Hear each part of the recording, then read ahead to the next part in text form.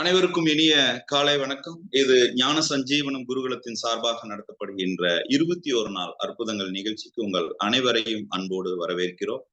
இந்த நிகழ்ச்சி ஆகஸ்ட் மாதத்தினுடைய 21 நாள் அற்புதங்கள் நிகழ்ச்சி. ரொம்ப ஒரு அற்புதமான தருணம். நம்மளுடைய வாழ்க்கையில ஏதாவது கிரக பிரவேசம், இல்லைன்னா ஏதாவது வெளியூருக்கு போறது, இல்லைன்னா குடும்பத்துல ஏதாவது நெருங்கிய திருமணம், இல்லைன்னா நம்மளுடைய திருமணம், இந்த மாதிரியான காலகட்டத்துக்கு மட்டுமே ஒரு 3 மணி 3:30 மணிக்கு எந்திரிச்சிருப்போம். வாழ்க்கையில முதல் நாளாக எந்த ஒரு காரணமும் இல்லாம பிறருடைய தேவைகளையோ பிறருடைய அவசியத்திற்காகவோ இல்லாம முழுக்க முழுக்க நம்மளுடைய சொந்த முன்னேற்றத்திற்காகவோ அல்லது நம்மளுடைய சுயத்திற்காகவோ இன்னைக்கு 3:30 மணிக்கு எந்திரிச்சு கரெக்டா 3:55க்கு 33 பேரு. ரொம்ப அற்புதமான நிகழ்வுங்க, ரொம்ப அற்புதமான சந்தர்ப்பம். இன்னைக்கு இந்த நிகழ்வு இப்படிப்பட்ட ஒரு சூழ்நிலை நம்ம வாழ்க்கையில ஒரு சம்பவம் நடக்குது அப்படின்னா அது தீர்க்கமாக உங்களுடைய தாய் தந்தையருடைய ஆசீர்வாதம் மட்டுமே. உங்க அப்பா அம்மாவுக்கு நீங்க முழுவதுமாக ஒரு நன்றி சொல்லணும். ஏன்னா இந்த வகுப்புல என்ன மாதிரியான வகுப்பா கிடையாதுங்க.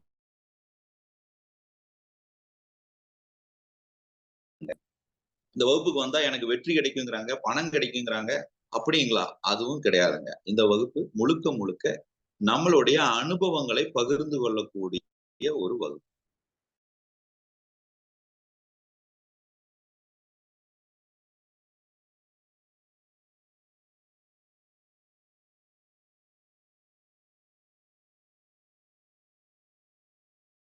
உங்களுக்கு ஒரு அனுபவம் இருக்கும்,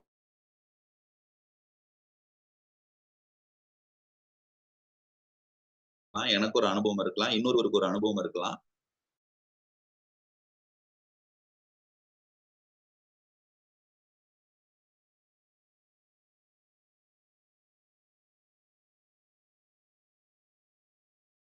ஒவ்வொரு நாளும் ஒவ்வொரு வினாடியும் ஒவ்வொரு கணமும் நீங்க வாழ்க்கையில பார்க்கும் பொழுது பிறந்ததுல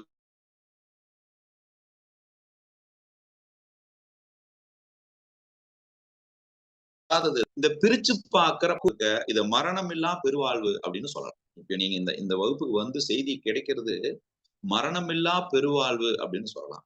நாம நினைச்சுக்கிட்டு இருக்கிறது இந்த உடலை விட்டு உயிர் பிரிந்து விட்டால் மரணம்னு நினைக்கிறீங்க. கிடையவே கிடையாது. அது மரணம் கிடையாது. இப்போ ஒரு பட்டாம்பூச்சி எடுத்தீங்கன்னா பிறக்கும் போதே பட்டாம்பூச்சி மாதிரி இறக்கைகளோடு அது பிறப்பதில்லை. பிறக்கும் போது அது புழுவாகத்தான் பிறக்கிறது. அது புழுவாக பிறந்து 5 வகையான பிறப்புகளை கடந்து, அதாவது 4 வகையான பிறப்புகளை கடந்து 5வது வகையான பிறப்பு தான் இறக்கை முளைச்சு பட்டாம்பூச்சியாக அது வளருகிறது. அப்ப அது ஒவ்வொரு காலகட்டத்திலையும் பட்டாம்பூச்சியாக மாறுவதற்கு முன்னாடி ஒவ்வொரு கட்டத்திலும் அது ஒரு பரிணாம வளர்ச்சிக்கு உட்பட்டு அடுத்த கட்டத்தை நோக்கி வளர்கிறது.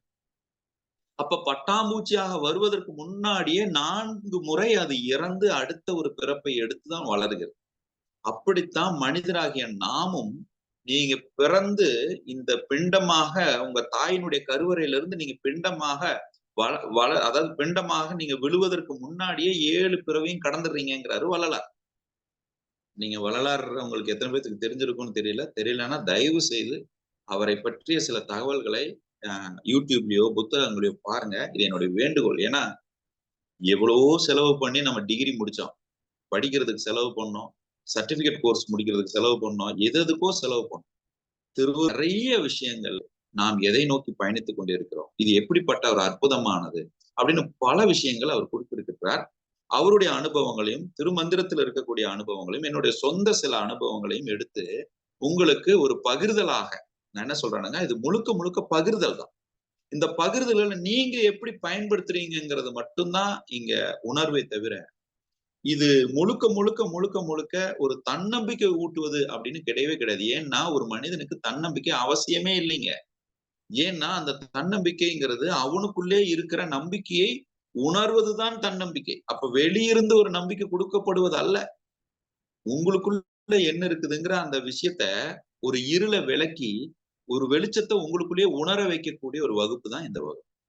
அப்ப இந்த வகுப்பு உங்களுக்குள்ள இருக்கிற வெளிச்சத்தை உணர வைக்கணும் அப்படின்னா அது முழுக்க முழுக்க நீங்களா எடுக்கின்ற முயற்சியாகத்தான் இருக்க முடியும்.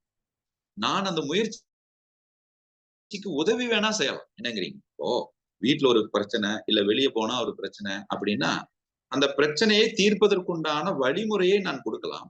அந்த வழிமுறையை நடைமுறைப்படுத்துவதனால் மட்டும் தான் தீர்வு இருக்குமே தவிர, நான் போய் அர்ச்சனைக்கு பணம் கட்டிட்டா எனக்கு எல்லா பிரச்சனையும் தீர்ந்துரும்னு சொன்னா, அது எங்கேயுமே இல்லைங்க. நாம தான் அப்படி நம்பிட்டு இருக்கோம். செயல் செய்யாம ரிசல்ட் இல்ல. செயல் இல்லாம தீர்வு இல்ல. அப்ப தீர்வு என்பதற்கு பின்னாடி செயல் இருக்கிறது. செயலுக்கு பின்னாடி எண்ணம் இருக்கிறது. அந்த எண்ணத்துக்கு பின்னாடி ஒரு சூக்கமும் இருக்குது. அந்த சூக்கமத்தான் இந்த வகுப்புல நாங்க சொல்லிக் குடுக்குறோம். அந்த சூக்கமம் நீங்க எங்கேயும் தெரிஞ்சுக்கல. உங்களுக்கு தெரியப்படுத்தப்பட்டது. நாம கவனிக்கல. பிரச்சனை அதான். இப்போ நம்ம எல்லாருக்குமே தெரிஞ்ச விஷயம் தான்.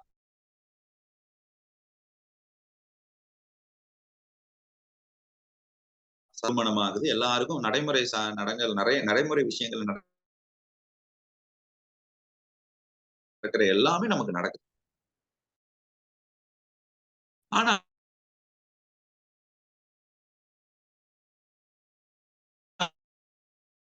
எல்லாருக்கும் நெனைச்ச மாதிரி நடந்துதா?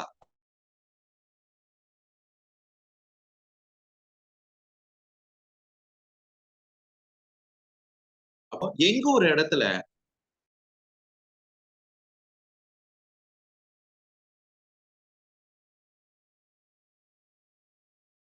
அப்படிங்கிறது தான் உண்மை. எங்கேங்க ரசிக்கிறது? என்ன மதுரையில கேட்டாங்க, அங்க கேட்டாங்க, அங்கெல்லாம் இல்லாம இந்த ஆளுக்கு வாக்குப்பட்டுட்டு எங்கிருந்து ரசிக்கிறது? அப்படின்னு ஒரு கேள்வி இருக்கலாம். ஆனால் அந்த ரசனை எங்க இருக்குதுங்கிறத பத்தி உங்களுக்கு ஒரு தீர்க்கமான ஒரு தெளிவை கொடுப்பது மட்டுமே இந்த வகுப்பினுடைய அடிப்படை சாராம்சம். இந்த வகுப்புக்குள்ள போறதுக்கு முன்னாடி சில அடிப்படையான நீங்க ஃபாலோ பண்ண வேண்டிய சில விஷயங்கள் இருக்கு. அந்த விஷயத்த நான் சொல்றேன். நீங்க ஒரு ஒரு புரிதலுக்காகவும், உங்களுக்கான ஒரு ஒரு நினைவுபடுத்துவதற்காகவும் நான் அந்த விஷயத்த சொல்றேன். முதல்ல இந்த நிகழ்வ நீங்க ஒரு 3:55ல இருந்து 4 மணிக்குள்ள லாகின் பண்ண முயற்சி பண்ணுங்க. ஒவ்வொரு நாளும் 3:55ல இருந்து 4 மணிக்குள்ள லாகின் பண்ண முயற்சி பண்ணுங்க.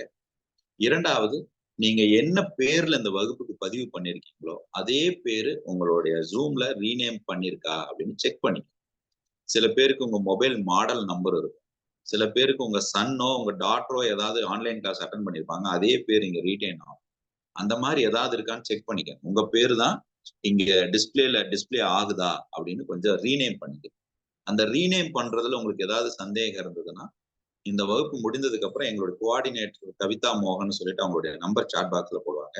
அவங்களுக்கு கூப்பிட்டு இதை எப்படி ரீநேம் பண்றதுன்னு ஒரு ஆப்ஷனை கேட்டுக்கிட்டு, ஒவ்வொரு நாளும் உங்களுடைய பேர் வந்து உங்களுடைய ரெஜிஸ்டர்டு நேம் இருக்காங்கிறத கொஞ்சம் வெரிஃபை பண்ணி, ஏன்னா அது ஒவ்வொரு நாளும் அட்டெண்டன்ஸ் எடுப்பாங்க. நீங்க இன்னைக்கு வந்திருக்கீங்களா? வகுப்புக்கு வந்திருக்கீங்களான்னு அட்டெண்டன்ஸ் எடுப்பாங்க.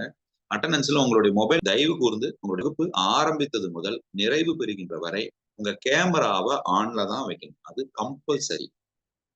இந்த கேமராவ ஆன்ல வைக்கிறது உங்க தலைக்கு மேல மினிமம் 3 இன்ச் தெரியணும் ஃப்ரேம்ல. நீங்க வைக்கிற ஃப்ரேம்ல தலைக்கு மேல மினிமம் 3 இன்ச். அப்பன்னா இந்த அளவுக்காவது அட்லீஸ்ட் தெரியணும். உங்க கழுத்துக்கு கீழ இவ்வளவு தெரிஞ்சா கூட போதும். உங்க ஃப்ரேம ஸ்ட்ரெயிட்டா வைங்க. இப்படி வச்சு நீங்க பார்க்கிறதோ, சைடுல வச்சு நீங்க பார்க்கிறதோ தவிர்த்துருங்க. ஏன்னா, இந்த டைமென்ஷன் இருக்கு இல்லையா? நீங்க பார்க்கிற டைமென்ஷன் உங்களுடைய போஸ்டர். நீங்க உட்கார்ந்து இருக்கிற போஸ்டர். அது கூட உங்கள டிஸ்டர்ப் பண்ணுதுன்னு உளவியல் சொல்லுது. ஒரு விஷயத்த நீங்க கவனிக்கும்போது, நீங்க என்ன மாதிரியான போஸ்டர்ல உட்கார்ந்திருக்கீங்க? சௌரியமா உட்கார்ந்திருக்கீங்களா? கால நீட்டி உட்கார்ந்திருக்கீங்களா? இது எல்லாமே நீங்க உள்வாங்குற விஷயத்தை தடை செய்கின்றது அப்படின்னு சொல்லுது. அதனால தயவு கூர்ந்து நாங்க மீண்டும் மீண்டும் பதிவு பண்றோம். இந்த வகுப்புல கேமராவ ஆன் பண்ணி அட்டெண்ட் பண்ணுங்க. ரிப்பீட்டடா நாங்க சொல்றோம். அத கொஞ்சம் ஃபாலோ பண்ணுங்க. அடுத்தது ஒரு நோட்டு, ஒரு பென்னு கையில வச்சுக்கங்க.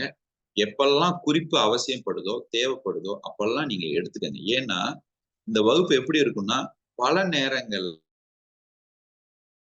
உங்களுக்கு ஆச்சரியங்கள் நெறைய இருக்கலாம்.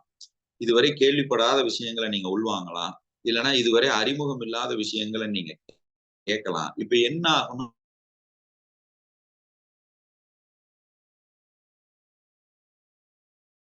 மனித மனம் எக்ஸைட்மென்ட்ல போயிரும். அப்போ பல நேரங்கள்ல அந்த அந்த விஷயத்த நீங்க நோட் பண்ணாம விட்டுருவீங்க. இப்ப நோட் பண்ணாம விட்டுட்டா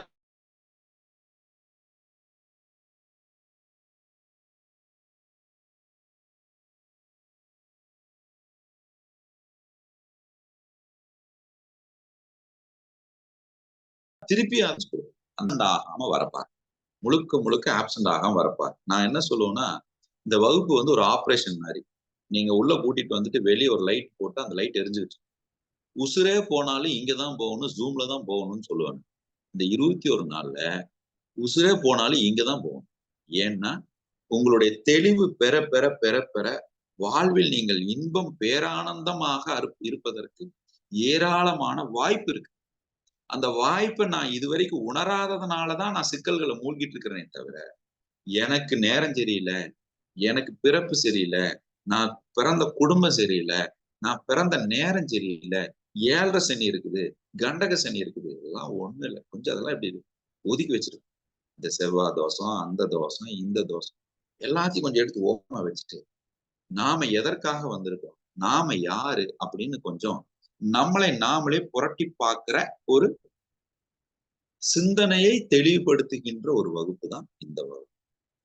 இந்த இன்ஸ்ட்ரக்ஷன்ஸ் எல்லாம் கொஞ்சம் கூடுமான அளவுக்கு 21 நாட்களும் ஃபாலோ பண்ணுங்க. குறிப்பாக நீங்க வகுப்புக்கு வர்றதுக்கு முன்னாடி குளிச்சுட்டு வர்றது இந்த கவனிக்கும் தன்மை கூடுதலாக. அதனால இதையெல்லாம் நீங்க கொஞ்சம் ஃபாலோ பண்ணுங்க. ரைட்.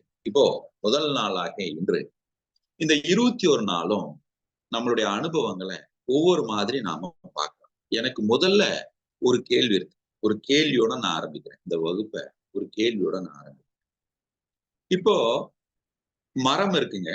அந்த மரம் மரமாகத்தான் உருவாச்சு. அது மரமாகவே தான் இருக்கு. ஒரு கல்லு கல்லாகத்தான் வந்தது, கல்லாகவே இருக்குது. மண்ணு மண்ணாகத்தான் இருக்குது, மண்ணாகவே இருந்து கொண்டு இருக்கு. அப்ப இயற்கையினுடைய படைப்புல எல்லாமே பாருங்க, அது எதுவாக படைக்கப்பட்டதோ அது அதுவாகவே இருக்குது. இப்போ மீனுக்கு யாராவது நீந்த சொல்லி கொடுக்குறாங்களா? மீன் வந்து ஒரு குஞ்சு போட்ட உடனே அது ஏதாவது நீந்த சொல்லி கொடுக்குறாங்க? இப்ப நீங்க ஆடு மாடு இந்த உயிரினங்கள்லாம் குட்டி போட்ட உடனே யாராவது அதுக்கு நடக்க கத்துக் கொடுக்குறாங்களா? இல்ல எப்படி சாப்பிடுறதுன்னு கத்துக் கொடுக்குறாங்களா? எப்படி வாழ்றதுன்னு கத்துக் கொடுக்குறாங்களா? ஆனா மனுஷனுக்கு மட்டும் இந்த மாதிரியான பயிற்சிகளோ இந்த மாதிரியான விஷயங்களோ தேவைப்படுது. ஏன்?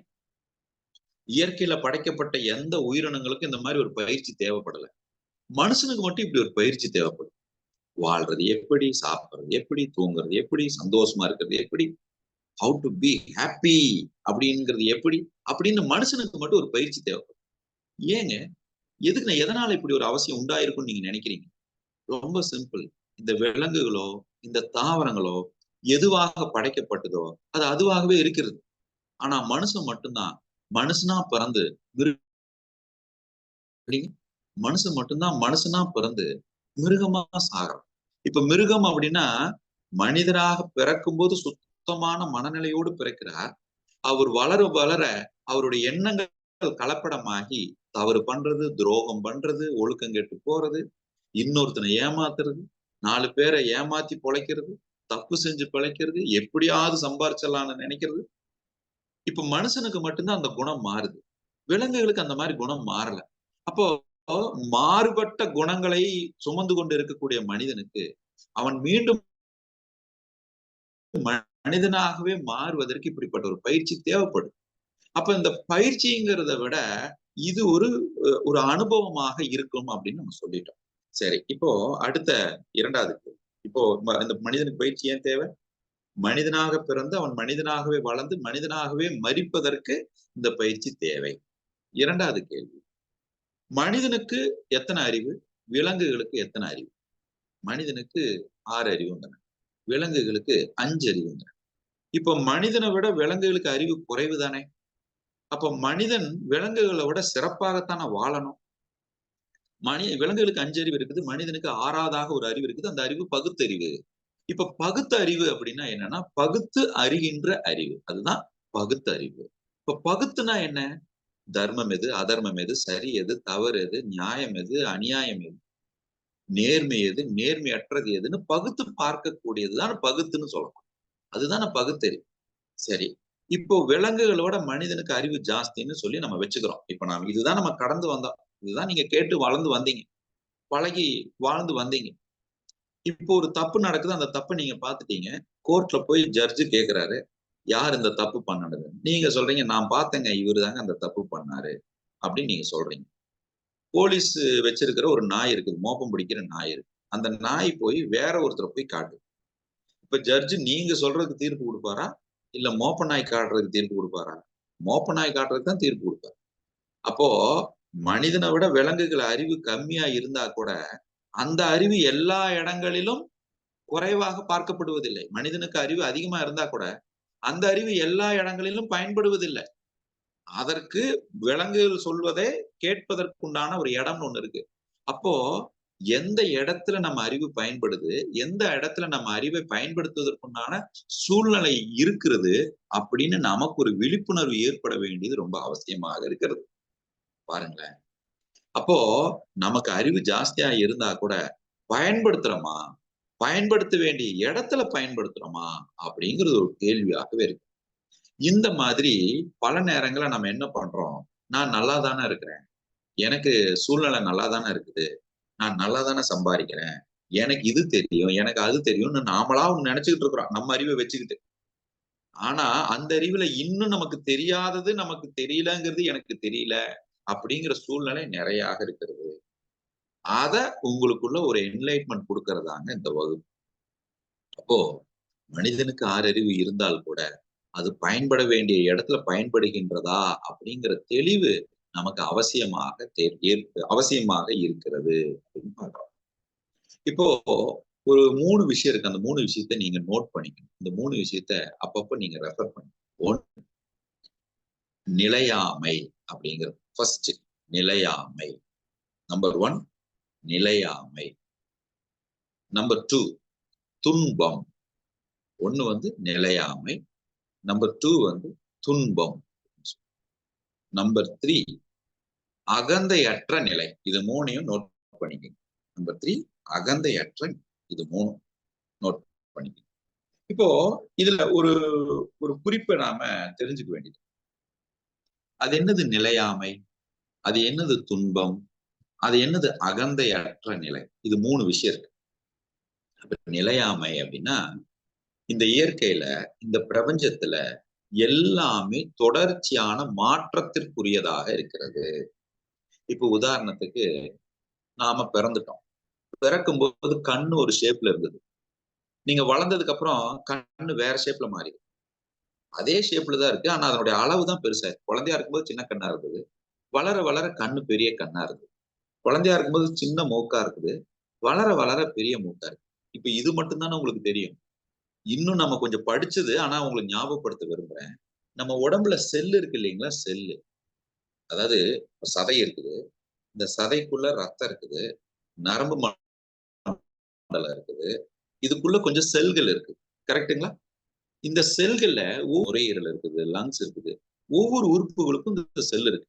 இந்த செல்லு நீங்க பிறக்கும்போது என்ன செல் இருந்ததோ, அதே செல்லு நீங்க உசுர விடுற வரைக்கும் இல்ல. ஒவ்வொரு நாளும், ஒவ்வொரு வினாடியும் அந்த செல்லு மீண்டும் மீண்டும் புதிதாக உயிர்த்தெழுந்து கொண்டு இருக்கிறது. இது தெரியுமா உங்களுக்கு? ஒவ்வொரு உறுப்புகளுக்கு தகுந்த மாதிரி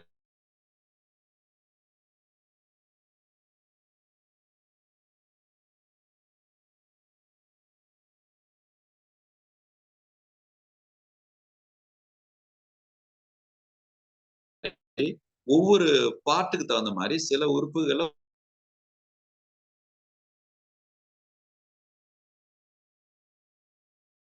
கூட அதை புதுப்பித்துக் கொண்டே இருக்கிறது.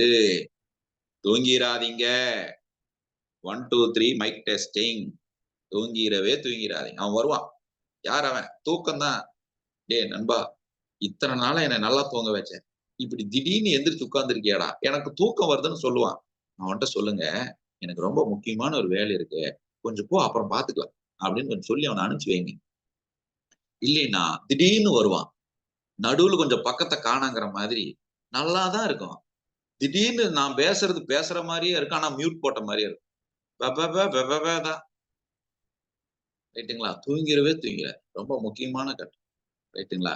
அப்புறம் ஒவ்வொரு செல்களும் தன்னை புதுப்பித்துக் கொண்டே இருக்குது. இப்ப பாருங்க, நம்ம படைக்கும் போது வந்த செல்லு புதுப்பிச்சுக்கிட்டே இருக்கிறதுனாலதான் நம்ம உடம்பு இந்த உலகத்துல உயிர் வாழ்ந்து கொண்டு இருக்கிறது. அப்ப இந்த உடம்பு உயிர் வாழணும்னா செல்கள் தன்னை புதுப்பிக்கணும். அப்ப என்னுடைய மனம் இங்கு வரக்கூடிய சிக்கல்களை எதிர்கொள்ளணும்னா அப்ப என்னுடைய எண்ணங்களையும் நான் புதுப்பிக்கணும் தானே. ஒரே எண்ணத்தை வச்சுக்கிட்டு அதே பிரச்சனையை போய் போய் நீங்க ஃபேஸ் பண்ணணும்னா எப்படிங்க முடியும்? அப்ப நிலையாமை என்பது செல்களும் தன்னை புதுப்பித்துக் கொண்டிருக்கிறது. எண்ணங்களும் ஒவ்வொரு நாளும் உங்களை புதுப்பிக்குதல் அவசியம். அப்ப உங்களுக்கு ஒரு தடவை ஏற்படுகின்ற எண்ணமும் நிலையாமைதான். இன்னைக்கு ஒருத்தர் நல்லவன்னு முடிவு பண்ணிட்டீங்க. அவர் நல்லவராகவே இருக்கணும்னு ஏதாவது கட்டாயம் இருக்கா? இன்னைக்கு ஒருத்தர் கெட்டவர்னு முடிவு பண்ணிட்டீங்க. அவர் கெட்டவராகவே இருக்கணும்னு ஏதாவது முடிவு இருக்குதா? ஏதாவது நிரந்தரம் இருக்கா? இல்ல. நிலையாமை. அப்ப இந்த இயற்கையினுடைய படைப்புல எல்லாமே நிலையாமைதான். இது புரியுதுங்களா? நம்மளுடைய செல்கள் புதுப்பித்துக் கொண்டிருக்கிறது. அப்ப நமக்கு ஏற்படுகின்ற எண்ணங்களும் புதுப்பித்தே ஆக வேண்டும். நாம புதுப்பிக்காம இருந்தா சிக்கல் நமக்கு தாங்க. அப்ப நிலையாமைங்கிறது தவிர்க்கவே முடியாது. என்னங்கிறீங்க? நீங்க விரும்பினாலும் விரும்பாட்டானாலும் ஒத்துக்குனாலும் ஒத்துக்கலனாலும் நிலையாமை என்பது நடந்து கொண்டே இருக்கிறது. நீங்க விரும்பலனாலும் செல்லு தன்னை புதுப்பிக்குது இல்ல.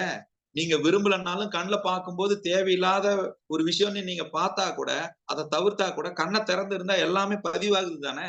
காது ஓப்பனா இருந்தா எல்லாமே கேக்குது தானே. அப்ப எதுவுமே இங்க நிலையாமை. இது நம்பர் 1.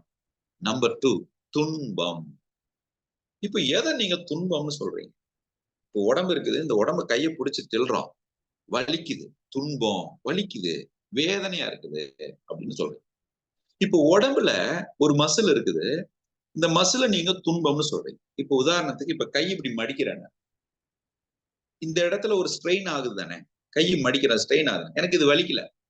ஆனா இதுவே இப்படி மடிச்சு பாருங்க, ஆப்போசிட்ல மடிச்சு பாருங்க, எலும்பு உடைஞ்சு போகும். அப்போ இது ஒரே மாதிரி பிளெக்சிபிளா இருக்கிறதுனால உங்களுக்கு வலிக்கல. இத யதார்த்தத்துக்கு மாறாக நீங்க செய்யும் போது வலிக்குது. அப்ப வலின்னா என்ன? எது யதார்த்தத்துக்கு மாறாக இருக்கிறதோ, வழக்கத்துக்கு மாறாக இருக்கிறதோ, அதைத்தான் நீங்க வலின்னு சொல்றீங்க. நல்லா புரிஞ்சுக்கோங்க. அப்ப துன்பம்னு நீங்க எதை சொல்றீங்க? வழக்கத்துக்கு மாறா நடக்கிற அனுபவங்களை தான் நீங்க துன்பம்னு சொல்றீங்க. என் மனைவி என்னோட சுமூகமாவே இருந்தானா சிக்கல் இல்லை. என் மனைவி வழக்கத்துக்கு மாறா இருந்தானா நான் துன்பம்னு சொல்றேன். ஐயோ வேதனையா இருக்குது.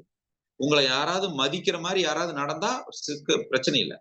உங்களை யாராவது மரியாதை கொடுக்காம நடந்துகிட்டா துன்பம்னு சொல்றீங்க. அப்ப என்னன்னா ஒரு சம்பவம், ஒரு நிகழ்வு வழக்கத்துக்கு மாறா இருக்குது. அதை எது வழக்கம்ங்கிறீங்க? உங்க மூளை பரிச்சயப்பட்டிருக்கு. ஒரே மாதிரி பார்த்து பழகிருப்பீங்க. அந்த வழக்கத்துக்கு மாறா இருந்ததுன்னா அதை துன்பம்னு சொல்றீங்க. அப்ப துன்பம் என்று ஒன்று கிடையாது. நீங்க உங்களுடைய வழக்கத்துக்கு மாறா இருக்கிறது அது துன்பம்ங்கிறீங்க. உதாரணத்துக்கு ஒரு சம்பவம் நடக்குது. அந்த சம்பவத்துல குடுப்பவர் ஒருத்தர், பெறுபவர் ஒருத்தர். எல்லாமே அப்படிதானங்க. குடுப்பவர் ஒருத்தர், பெறுபவர் ஒருத்தர். இப்ப குடுப்பவருக்கு இன்பமாக இருக்கும், பெறுபவருக்கு துன்பமா இருக்கும் சில நேரங்கள்ல. இந்த லவ் டார்ச்சர் பண்ணுவாங்க சில நேரங்கள்ல பாத்திருக்கீங்களா? பாசக்கார பயலுகடா, சாப்பிடுங்க, இந்தாங்க சாப்பிடுங்க, மறு சாப்பாடு இல்ல சாப்பிடுங்கன்னு சொல்லி நிறைய சாப்பாட்டை போட்டு சாப்பிட முடியாத மாதிரி போடுறவருக்கு இன்பமா தான் இருக்கும், உட்கார்ந்து சாப்பிடுறவருக்கு தான் அது துன்பம். அந்த மாதிரி அன்பை கொடுப்பவருக்கு சுகமா தான் இருக்கும். அந்த அன்பை பெறுவதற்கு வீட்டை விட்டு வெளியே போனா எத்தனை மணிக்கு வர்றீங்க, எத்தனை மணிக்கு வர்றீங்கன்னு 100 போன் பண்றவருக்கு சுகமா தான் இருக்கும். அந்த போனை அட்டன் பண்றவருக்கு வாடிக்கையாளர் இருப்பார் எதிர்த்தாப்புல, சில நேரம் எதிர்த்தாப்புல பாஸ் இருப்பாங்க, சில நேரம் சொல்ல முடியாத நண்பன் இருப்பான். ஒன்னும் பண்ண முடியாது. கொடுப்பவருக்கு சுகமாக இருப்பது பெறுபவருக்கும் சுகமாகவே இருக்கணும்னு அவசியம் இல்லை. அப்ப துன்பம்னு நம்ம எதை சொல்றோம்னா வழக்கத்துக்கு மாறாக நடப்பதை துன்பம் என்று சொல்கிறோம். புரிஞ்சுக்கணும் நீங்க. அப்ப நீங்க லைஃப்ல இது வரைக்கும் துன்பம்னு சொன்னீங்கன்னா அது துன்பம் கிடையாது, வழக்கத்துக்கு மாறா நடக்குதப்பா. இப்ப இது என்னன்னு நான் தெரிஞ்சுக்கிட்டேன்னா நான் துன்பத்துல இருந்து வெளியே வந்தேன். இது 2வது. 3வது அகந்தையற்ற நிலை அப்படின்னு ஒண்ணு. இப்ப முதல்ல அகந்தைன்னா என்னன்னு தெரிஞ்சு. அகந்தை என்பது என்ன? அகங்காரம் என்பது என்ன? ஆணவம் அப்படின்னா என்ன? இப்போ ஒரு ஒரு நிகழ்வு இருக்குது. அந்த நிகழ்வு நீங்க ஒரு விஷயத்த கலந்துக்காக போறீங்க. உங்களை ஒருத்தர் மதிக்கிறாருன்னு உங்களுக்கு தோணுது. நீங்க அவர்கிட்ட பேசுறீங்க. உங்களை ஒருத்தர் மதிக்கலன்னு உங்களுக்கு தோணுது. அதனால நீங்க பேசல. ஆனா பாக்குறவன் அப்படி நினைப்பானா? அவங்க பாரு என்ன ஒரு ஆணவம், கையில பணம் வந்துருச்சு. இவெல்லாம் நம்மகிட்ட பேசுவானா? சம்பாதிக்க ஆரம்பிச்சுட்டான். இவனுக்கெல்லாம் கொழுப்பு வந்துருச்சு. இவெல்லாம் எப்படி இருந்தான்? இன்னைக்கு பணம் வந்துருச்சுன்னு ஆடுறான். நம்ம மனசுல உண்மையிலே அப்படி இருக்காது. உண்மையிலே நமக்கு நீங்க டைம் இருந்திருக்காது. இல்ல நீங்க பார்த்திருக்க மாட்டீங்க. இல்லைன்னா நீங்க அதை பத்தி யோசிச்சிருக்கவே மாட்டீங்க. ஆனா நம்மளை பத்தி புறம் பேசுறவங்க இப்படி எல்லாம் பேசுவாங்க. அவனுக்கு என்னங்க, அவனுக்கு திமிருங்க, அகந்தைங்க, ஆணவங்கன்னு சொல்லுவான். இப்போ அந்த மாதிரி ஆணவம் நமக்குள்ள இருக்குதா? ஆணவம் நம்ம கிட்ட இல்ல. இந்த சுபாவம் தான் ஆணவமாக பார்க்கப்படுகிறது. கரெக்ட்டுங்களா? நம்ம கிட்ட இருந்து வெளிப்படுற சுபாவம் தான் ஆணவமா பார்க்கப்படுது. இப்போ மனைவி என்ன மதிக்கிறா? இல்ல கணவன் என்ன மதிக்கிறாரு? மனைவி என்ன மதிக்கல? இல்ல கணவர் என்ன மதிக்கல? இப்ப இந்த மதிக்கலங்கிறத தான் நம்ம ஆணவம்னு சொல்றோம். ஒரு பாரு என்ன ஒரு ஆணவம்னு சொல்றான். இப்போ அது ஆணவம் அல்ல. அது ஒரு சுபாவம். வள்ளலார் என்ன சொல்றாருன்னா, ஆணவம் என்பது, அகந்தை என்பது இயற்கையிலே தயவாகிய ஒன்று. நீங்க பிறக்கும் போதே அடிப்படையில உங்களுக்கு இருக்கும். அது யாரும் தடுக்க முடியாதுங்கிறாரு. எப்படிங்க? ஆணவம் எல்லாருக்கும் இருக்கும். ஆணவம் இல்லாத மனிதனே இருக்க முடியாதுங்கிறாரு. அப்ப அது பிறப்பிலே இருக்குது. அது உங்க பிறப்பிலே ஜீன்லயே இருக்குது. அதை யாரும் தடுக்கவே முடியாது. அப்ப தடுக்க முடியாதுன்னா, ஆணவம் ஒன்று என்னிடம் என்று வெளிப்படுகிறதுங்கிற விழிப்புணர்வோட தான் இருக்க முடியுமே தவிர, தடுக்க முடியாது. எப்படி? அகந்தையை தடுக்க முடியாது. ஆனால் என்னிடம் இருந்து வெளிப்படுதுங்கிறது விழிப்புணர்வோடு வேணாலும் இருக்கலாம். இது 3யும் மைண்ட்ல வச்சுக்கங்க. இது 3யும் அடுத்தடுத்து நீங்க புரிந்து கொள்வதற்குண்டான பயணம் தான் இந்த 21 நாள் அற்புதம். அப்போ இந்த 21 நாள் அற்புதங்கள்ல நிலையாமை என்பதை புரிந்து கொள்ளப் போகிறோம். துன்பம் என்று ஒன்று இல்லை என்பதை புரிந்து கொள்ளப் போகிறோம். அகந்தை என்பது தவிர்க்க முடியாதது. அது இருப்பதை என்னிடம் வெளிப்படுகின்றதுங்கிற விழிப்புணர்வோடு தான் இருக்க கற்றுக்கொள்ள வேண்டும் அப்படிங்கிறத. அப்ப நம்ம கிட்ட யாராவது ஆணவத்தோட இருக்கிறாங்கன்னு தோணுச்சுன்னா, அவர் ஆணவத்தோட இருக்கிறாருங்கிறது தப்பு இல்ல. அவர் ஆணவத்தோட இருக்கிறாருங்கிறது அவருக்கு தெரியலங்கிறத நாம புரிந்துக்கலாம். எப்படிங்க? ஒரு விழிப்பு இல்லாதனாலதான் அவர் ஆணவத்தோட செயல்படுகிறார்ன்னு தெரிஞ்சுக்கலாம். இப்ப இந்த 3 விஷயத்த இப்படியே வச்சுக்கோங்க. ஒரு லைவ் எக்ஸாம்பிளா நான் உங்களுக்கு கொடுக்க விரும்புறேன். இவங்க எல்லாருக்குமே இன்னைக்கு ஒரு அசைன்மென்ட் என்ன அப்படின்னா, இன்னைக்கு நான் குடுக்குற ஒரு நபர பத்தி நீங்க போய் கொஞ்சம் கூகுள் பண்ணி பாருங்க. ஒரு நபர், அவர் பேர சொல்றேன். அவர் பேரு வந்து ஆண்ட்ரியூ கார்னெகி அப்படின்னு அவர் பேரு. நோட் பண்ணிக்கங்க. இங்கிலீஷ்ல சொல்லணும்னா ANDREW CORNOGINE ஆண்ட்ரியூ கார்னெகி. தமிழ்ல கூட நீங்க அப்படியே டைப் பண்ணலாம். தமிழ்லயே ஆண்ட்ரியூ கார்னெகின்னு நீங்க டைப் பண்ணீங்கன்னா ஒருத்தருடைய பயோகிராஃபி வரும் யூடியூப்ல. இன்னைக்கு அவரை பத்தி முழுசா கொஞ்சம் பார்த்துட்டு வாங்க. நாளைக்கு வகுப்புக்கு வர்றதுக்கு முன்னாடி இவரை பத்தி பார்த்துட்டு வாங்க. இவர் யாரு அப்படின்னு கேட்டா, இவர் வந்து 25 நவம்பர் 1835ல இருந்து 1919 வரைக்கும் வாழ்ந்த ஒரு நபர். இவர் ஒரு சாதாரண குடும்பத்துல பிறந்து வாழ்க்கையில பெரிய அளவு சம்பாரிச்சவர். அதாவது இவரோ மொத்த நாட்டினுடைய 2%, மொத்த நாட்டினுடைய பொருளாதாரம் இருக்கு இல்லைங்களா, அமெரிக்காங்கிற நாட்டுல தாங்க அவர் வாழ்ந்தாரு. அமெரிக்கால இருக்கிற அமெரிக்காவினுடைய மொத்த பொருளாதாரம் இருக்கு இல்லைங்களா, அந்த மொத்த பொருளாதாரத்துல 2% இவருடைய சொத்து மதிப்புன்னு பாத்துங்க. ஒரு நாட்டினுடைய மொத்த பொருளாதாரத்துல 2% ஒரு தனி மனிதனுடைய சொத்து மதிப்புனா, அவருக்கு எவ்வளவு சொத்து இருக்கணும், அவர் எவ்வளவு சம்பாரிச்சிருக்கணும், அவர் எவ்வளவு பணம் சம்பாரிச்சிருக்கணும். அவரு ஒரு தடவை என்ன பண்றாங்க, அமெரிக்கால இருக்கக்கூடிய ஒரு கவர்மெண்ட், என்னங்க இவரு இவ்வளவு சம்பாதிக்கிறாரு, இவ்வளவு குறுகிய காலத்துல இவ்வளவு சம்பாதிக்கிறாரு, எங்கோ தவறு இருக்கிறதுக்கு வாய்ப்பு இருக்குது. அதனால இவர் வச்சிருக்கக்கூடிய டாக்குமெண்ட், இவர் பண்ற தொழில் வந்து நேர்மையா இருக்கான்னு வெரிஃபை பண்ணுங்கன்னு சொல்லிட்டு அமெரிக்க கவர்மெண்ட் வந்து இவரை வெரிஃபை பண்றதுக்காக அனுப்புது. அந்த டிபார்ட்மெண்ட்டும் போய் இவர் செய்யற தொழில், இவர் செய்யற டாக்குமெண்ட் எல்லாம் வெரிஃபை பண்றாங்க. எல்லாத்தையும் வெரிஃபை பண்ணிட்டு அந்த கவர்மெண்ட் சொல்லிருச்சு, இவர் எல்லா பேப்பர்ஸும் கிளியரா வச்சிருக்காருங்க, எல்லா டாக்குமெண்ட்டும் தெளிவா இருக்காருங்க, எல்லாமே தெளிவா வச்சிருக்காரு, இதுக்கு வந்து இவர் மேல ஆக்ஷன் எடுக்க முடியாது அப்படின்னு அந்த கவர்மெண்ட் வந்து அறிவிச்சது. அப்ப போய் அவர்கிட்ட கேக்குறாங்க, ஏங்க எப்படிங்க இவ்வளவு குறுகிய காலகட்டத்துல இவ்வளவு பணம் நீங்க சம்பாதிச்சீங்க அப்படின்னு சொல்லி கேக்குறாங்க. அதுக்கு அவர் சொல்றாரு, டெய்லி தினமும் என்னுடைய தொழில 2 மணி நேரம் நான் போக்கஸா ஒர்க் பண்றேன். இதுதாங்க என்னுடைய வளர்ச்சிக்கு காரணம் அப்படிங்கிறார். அவரு எனக்கு ராசி நல்லா இருக்குன்னு சொல்லல, நேரம் நல்லா இருக்குன்னு சொல்லல, எனக்கு அதிர்ஷ்டம் வந்துருச்சுன்னு சொல்லல, எனக்கு 7.5 சனியே இல்லைன்னு சொல்லல, கண்டக சனி இல்லைன்னு சொல்லல. அவர் சொன்ன ஒரு பதில் என்னங்க, 2 மணி நேரம் நான் வைத்திருந்த போக்கஸ் தாங்க காரணம் அப்படின்னு சொல்றாரு. இது ஒரு உதாரணம், லைவ் எக்ஸாம்பிள். நீங்க போய் அவரை போய் பார்க்கணும். அவரை பத்தி நிறைய இன்ஃபர்மேஷன்ஸ் இருக்கு. தயவு செஞ்சு கொஞ்சம் கூகுள் பண்ணிட்டு வாங்க நாளைக்கு. இந்த ஃபோக்கஸ்ன்னு ஒரு மனிதனுக்கு இம்ப்ரூவ்டு ஃபோக்கஸா இருந்ததுன்னா, அதாவது ஒரு நல்ல செயல்ல செய்ய அளவுக்கான ஒரு தெளிவான ஃபோக்கஸ்ன்னு ஒண்ணு இருந்ததுன்னா, அவன் வாழ்க்கையில எல்லாமே கிடைக்குங்கிறதுக்கு இதுக்கு ஒரு உதாரணம். இப்ப இந்த ஃபோக்கஸ உங்களுக்குள்ள நீங்க நடைமுறைப்படுத்துறது குறைவாக இருக்கிறதுனால தான், இன்னைக்கு வரைக்கும் உங்களுக்கு ஒரு பிரச்சனை வந்துகிட்டே இருக்கு. அந்த ஃபோக்கஸ் குறைவா இருக்கிறதுனால தான் ப்ராப்ளம். இப்ப ஒரு மனுஷன் 5 வகையான பிரச்சனைய சந்திக்கிறான். பணம் சார்ந்த பிரச்சனை, உறவுகள் சார்ந்த பிரச்சனை, ஆரோக்கியம் சம்பந்தப்பட்ட பிரச்சனை, தொழில் சம்பந்தப்பட்ட பிரச்சனை, ஒரு சமுதாயம் சார்ந்த பிரச்சனை. பணம் தேவையான பணம் கிடைக்க மாட்டேங்குது. வேணுங்கிற பணம் வந்தாலும் எப்படி செலவாகுதுன்னு தெரிய மாட்டேங்குது. உறவுகள்ல சிக்கல் இருந்துகிட்டே இருக்கு. கணவன் மனைவி புரிஞ்சுக்க மாட்டேங்கிறாங்க. மனைவி கணவனை புரிஞ்சுக்க மாட்டேங்கிறாங்க. ஆரோக்கியத்துல சிக்கல். ஒரு வியாதி போனா இன்னொரு வியாதி வந்துகிட்டே இருக்கு. தொழில்ல பிரச்சனை. எந்த தொழில் பண்ணாலும் எப்படி சம்பாதிக்கிறதுன்னு தெரியல. சம்பாதிச்ச தொழில எப்படி சேமிக்கிறதுன்னு தெரியல. சேமிச்ச பணத்தை எப்படி முதலீடு பண்ணி அபிவிருத்தி பண்றதுன்னு தெரியல. 5வது சமுதாயத்துல ஒரு நல்ல பேரு. நம்ம மேல ஒரு கெட்ட பேரு, அவமானம், நம்மள தப்பா புரிஞ்சுக்கிறாங்க. அது அப்பா, அம்மாவா இருக்கலாம், கூட பிறந்தவங்களாக இருக்கலாம், வேற யாராவது இருக்கலாம். சமுதாயத்துல நம்ம யாராவது எப்பவுமே தவறா புரிந்து கொண்டே இருக்கிறாங்க. இந்த 5 வகையான பிரச்சனையிலிருந்தும் நீங்கள் மீண்டு வருவதற்குண்டான தீர்வு தாங்க இந்த வகுப்பு. அப்ப இந்த 21 நாளும் நீங்கள் தொடர்ச்சியாக வந்தீங்கன்னா, இந்த 5 பிரச்சனையிலிருந்து நீங்கள் முழுமையாக மீண்டு வந்து விடலாம். உங்கள் பண பிரச்சனை தீர்க்கப்படும்.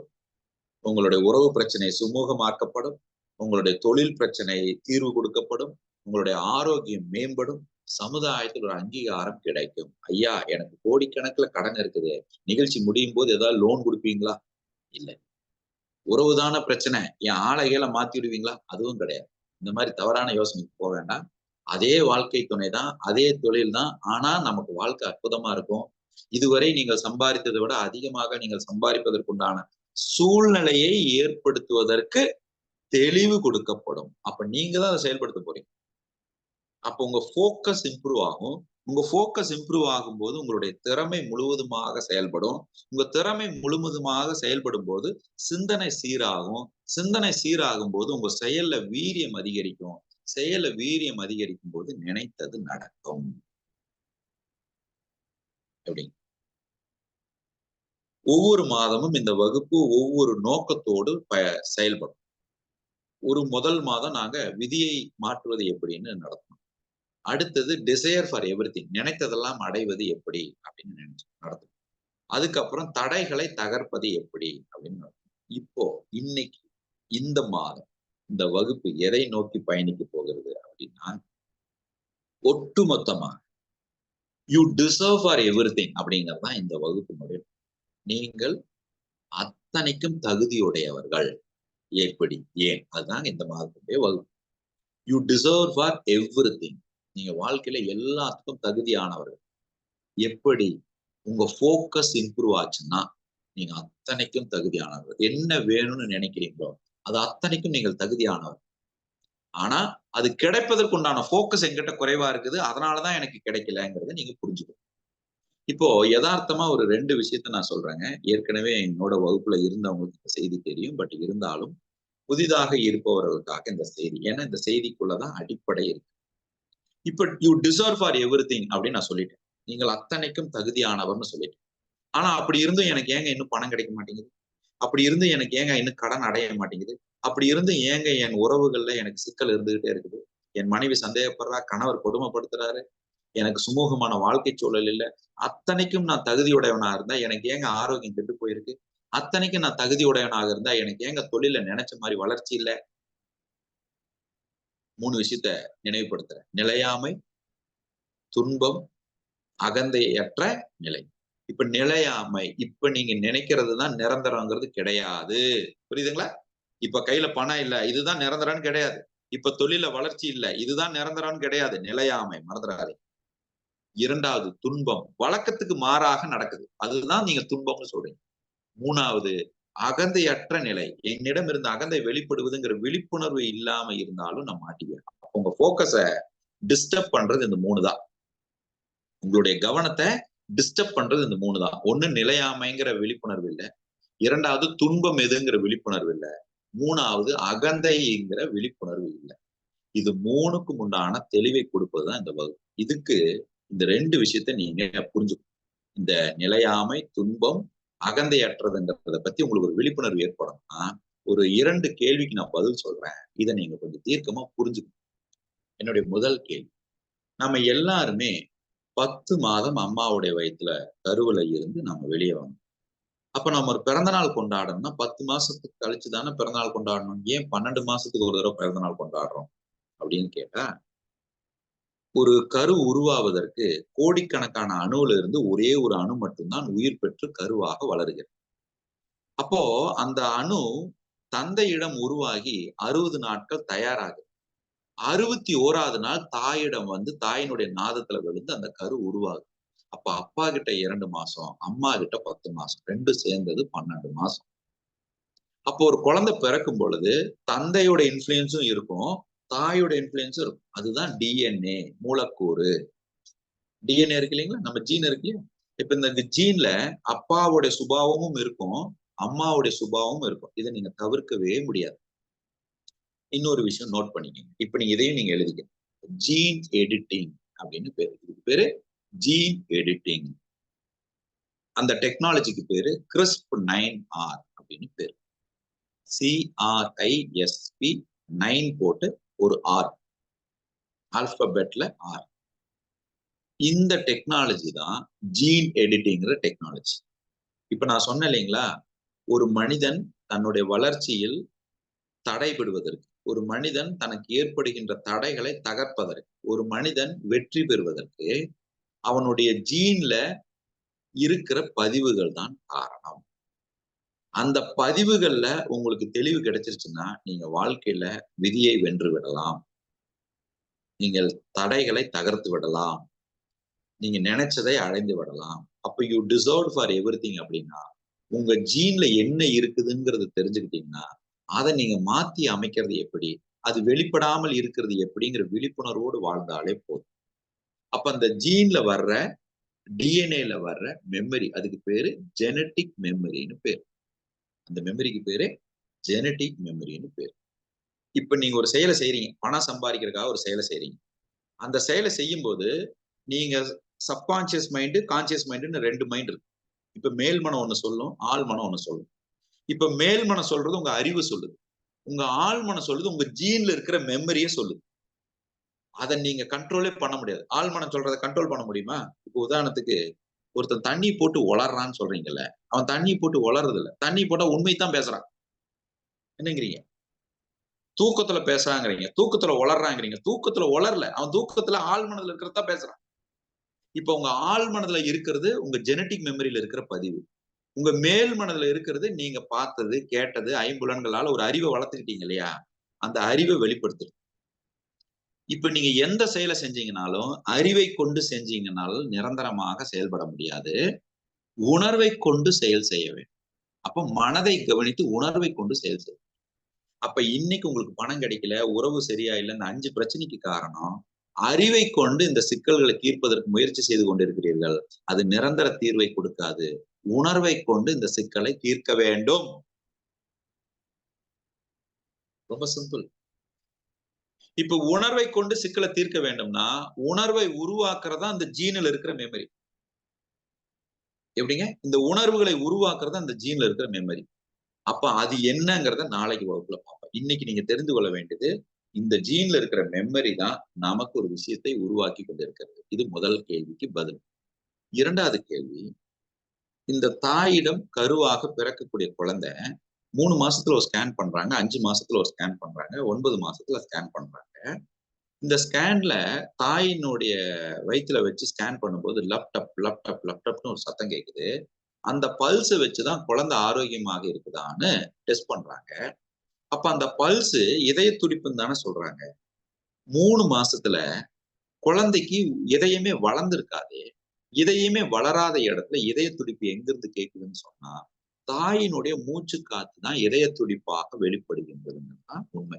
இதுதான் அடிப்படை. அப்ப இங்க உங்க வாழ்க்கையில பிரதானமான காரணம் என்னவாக இருக்கிறது? மூச்சு காத்து. மூச்சு தான் எல்லாமே. அதனாலதான் தாய் கருவுற்ற உடனே வெயிட் தூக்க வேண்டாம்னு சொல்லுங்க. குழியில போற மாதிரி வண்டியில போக வேண்டாம்னு சொல்லுங்க. அதிர்ச்சி கொடுக்குற மாதிரி செய்தியை கொடுக்க வேண்டாம்னு சொல்லுங்க. இவங்க மூச்சு காத்து சேதம் அடைந்ததுன்னா குழந்தையினுடைய வளர்ப்பு பாதிக்கப்படும், குழந்தையினுடைய வளர்ச்சி பாதிக்கப்படும்னு சொல்றாங்க. அப்போ மூச்சு தாங்க எல்லாமே. அதத்தான் திருமூலர் சொன்னாரு, மூச்சை கவனி பேச்சை குறைன்னு. மூச்சு தான் எல்லாம். அதை இன்னைக்கு ஒரு ஆங்கில மேலை நாடுகள் ஒரு ரிசர்ச் பண்ணி என்ன பண்றாங்க அப்படின்னு கேட்டீங்கன்னா, change your breadth, change your life அப்படின்னு சொல்றாங்க. அப்போ உங்க வாழ்க்கையை நீங்கள் மாற்ற வேண்டும் என்றால் மூச்சை கவனித்தால் போதும் அப்படின்னு. இப்ப மூச்சை கவனிச்சா என்ன ஆகுது? உங்க போக்கஸ் இம்ப்ரூவ் ஆகுது. போக்கஸ் இம்ப்ரூவ் ஆனா என்ன ஆகுது?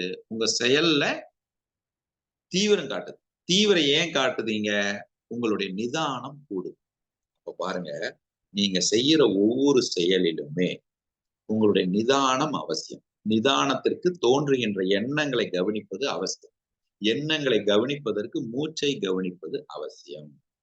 இப்ப பாருங்க, இந்த மூச்சை கவனிப்பதன் மூலியமாக உங்களுடைய ஜீன்ல இருக்கிற உணர்வு என்ன உணர்வு தோன்றுதுங்கிறது நீங்க கவனிக்கிறது மூலியமாக உங்களுடைய எண்ணத்தை கவனித்து செயலில் செயல்பட்டு உங்களுடைய நினைத்ததை அடைய முடியுங்கிறதாங்க தீர்வு. அப்ப இந்த 2 கேள்விக்கான பதில், அப்பாவுடைய பங்கும் அம்மாவுடைய பங்கும் ஜீன்ல உணர்வுகளாகவே இருக்கிறது. அந்த உணர்வுகள் ஒவ்வொரு கணமும் வெளிப்பட்டு கொண்டிருக்கிறது. அந்த உணர்வு வெளிப்படுவதில் எனக்கு விழிப்பு இருந்தால் நான் ஜெயித்து விடலாம், நான் நினைத்ததை அடைந்து விடலாம். இப்ப என் மனைவி எனக்கு சப்போர்ட்டா இல்ல, என் கணவர் எனக்கு சப்போர்ட்டா இல்ல, எனக்கு 7:30 சனி இருக்குது, எனக்கு நேரம் சரியில்ல, எனக்கு அதிர்ஷ்டம் இல்லைன்னு நினைச்சீங்கன்னா அது அறியாமை. அந்த அறியாமை நீங்கள் எப்படி விளக்க வேண்டும்? என்னுடைய வாழ்க்கையை பத்தி ஒரு 2 நிமிஷம் நான் பேசுறேன். ஏன்னா நான் தானே சாட்சி. இதை நான் சும்மா சொல்லக்கூடாதுல்ல. ஒரு புக்கை படிச்சு வந்து பேசக்கூடாதுல்ல உங்ககிட்ட. என் வாழ்க்கை நிதர்சனமான சாட்சி. நான் ஒரு அரசாங்க வங்கியில வங்கி அலுவலராக பணிபுரிந்து கொண்டிருந்தேன். ஒரு 9 ஆண்டு காலம் பயணிச்சதுக்கு அப்புறம் ரிசைன் பண்ணிட்டு தொழில் பண்ணலாம்னு சொல்லிட்டு ரிசைன் பண்ணிட்டு வந்து ஒரு 1 கோடி ரூபாய் கடன் வாங்கி ஒரு தொழில போடுறேன். அந்த தொழில் ஒரு 2 நண்பர்களோட சேர்ந்து நான் முதலீடு பண்றேன். நண்பர்களால் ஏமாற்றப்பட்டேன். அவர்கள் ஏமாத்துனாங்கன்னு சொல்லக்கூடாது. நான் தான் ஏமாந்தேன்னு சொல்லணும். அதுக்கப்புறம் வேலை இல்ல, வாழ்க்கை முடிஞ்சு போச்சு, வருமானம் இல்ல, தொழில் இல்ல. என்ன பண்றதுன்னு தெரியல. திக்கு தட்டு நின்னு நிக்கும் போது எதை தின்னா பித்தம் தெளியும்? ஜோசிகார்கிட்ட போலாமா? குறி சொல்றவங்க போலாம். எங்கெல்லாம் போக முடியுமோ அங்கெல்லாம் போயிடும். போகாத கோயிலே இல்லைங்க. பரிகாரம் பண்ணாத இடமே இல்லைங்க. எல்லாம் பண்ணி பார்த்தாச்சு. என்னுடைய வாழ்க்கையில மாற்றத்தை என்னால அனுபவிக்க முடியல. ஆனா இவர்கள் எல்லாம் எனக்கு ஒரு விஷயத்த புரிய வச்சாங்க. உன் வாழ்க்கையில் மாற்றம் நடக்கணும்னா அது உனக்குள்ளதான் இருக்குது. நீ தான் அதை செய்யணும்னு அவங்க ஒரு விஷயத்த எனக்கு புரிய வச்சாங்க. அப்பதாங்க டாக்டர் ப்ரூஸ் ஹெச் லிப்டன் அப்படின்னு யுஎஸ்ல இருந்து ஒருத்தருடைய அறிமுகம் எனக்கு கிடைக்கும். Doctor Bruce H Lipton, BRUCEHLIPTON. அவரு ஒரு ரிசர்ச் ஒண்ணு பண்ணியிருந்தார். அந்த ரிசர்ச்சுக்கு பேரு பயாலஜி ஆஃப் பிலீஃப் அப்படின்னு ஒரு ரிசர்ச். நீங்க போய் யூடியூப்ல இந்த வீடியோவை பார்க்கலாம். இந்த வீடியோ வந்து ஒரு 1.5 மணி நேரம் வீடியோ. பயாலஜி ஆஃப் பிலீஃப்னு ஒரு வீடியோ. அந்த வீடியோ என்ன சொல்லுதுன்னா, ஒரு மனிதன் பிறப்பு முதல் இறப்பு வரை அவன் என்னென்ன சிக்கல்கள் எல்லாம் எதிர்கொள்கிறான், அதற்கு காரணம் என்ன, தீர்வு என்னங்கிறத பத்தின ஒரு வீடியோ. என் வாழ்க்கையவே புரட்டி போட்ட வீடியோ. அந்த ஆராய்ச்சியை நான் எடுத்து தமிழ்ல பண்ண ஆரம்பிச்சேன். ஒரு 5 ஆண்டு காலம் பிடித்தது. அந்த 5 ஆண்டு காலத்துல என்னுடைய வாழ்க்கை 1 கோடி கடன்ல இருந்து நான் மீண்டு வருவதற்கு வாய்ப்பாக சம்பாரிச்சுதான் கடன் அடைச்சேன்.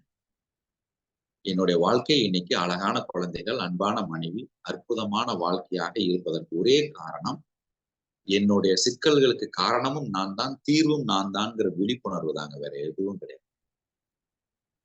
இந்த 21 நாளும் கடன்ல இருந்து எப்படி மீண்டு வந்தேன், என் வாழ்க்கையில எப்படி பணம் சம்பாதிக்க ஆரம்பிச்சேன், எப்படி எனக்கு எல்லா வாழ்க்கையும் பேரானந்தமாக மாறியதுங்கிற அனுபவத்தை தான் 21 நாள் உங்களோட நான் ஷேர் பண்ணேன்.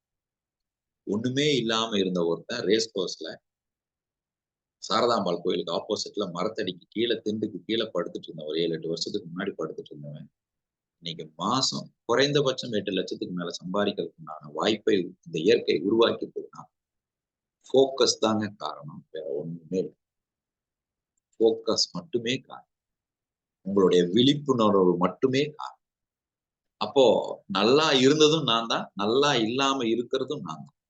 இப்ப நல்லா இருக்கிறதும் நான் தான். என்னங்கிறீங்க?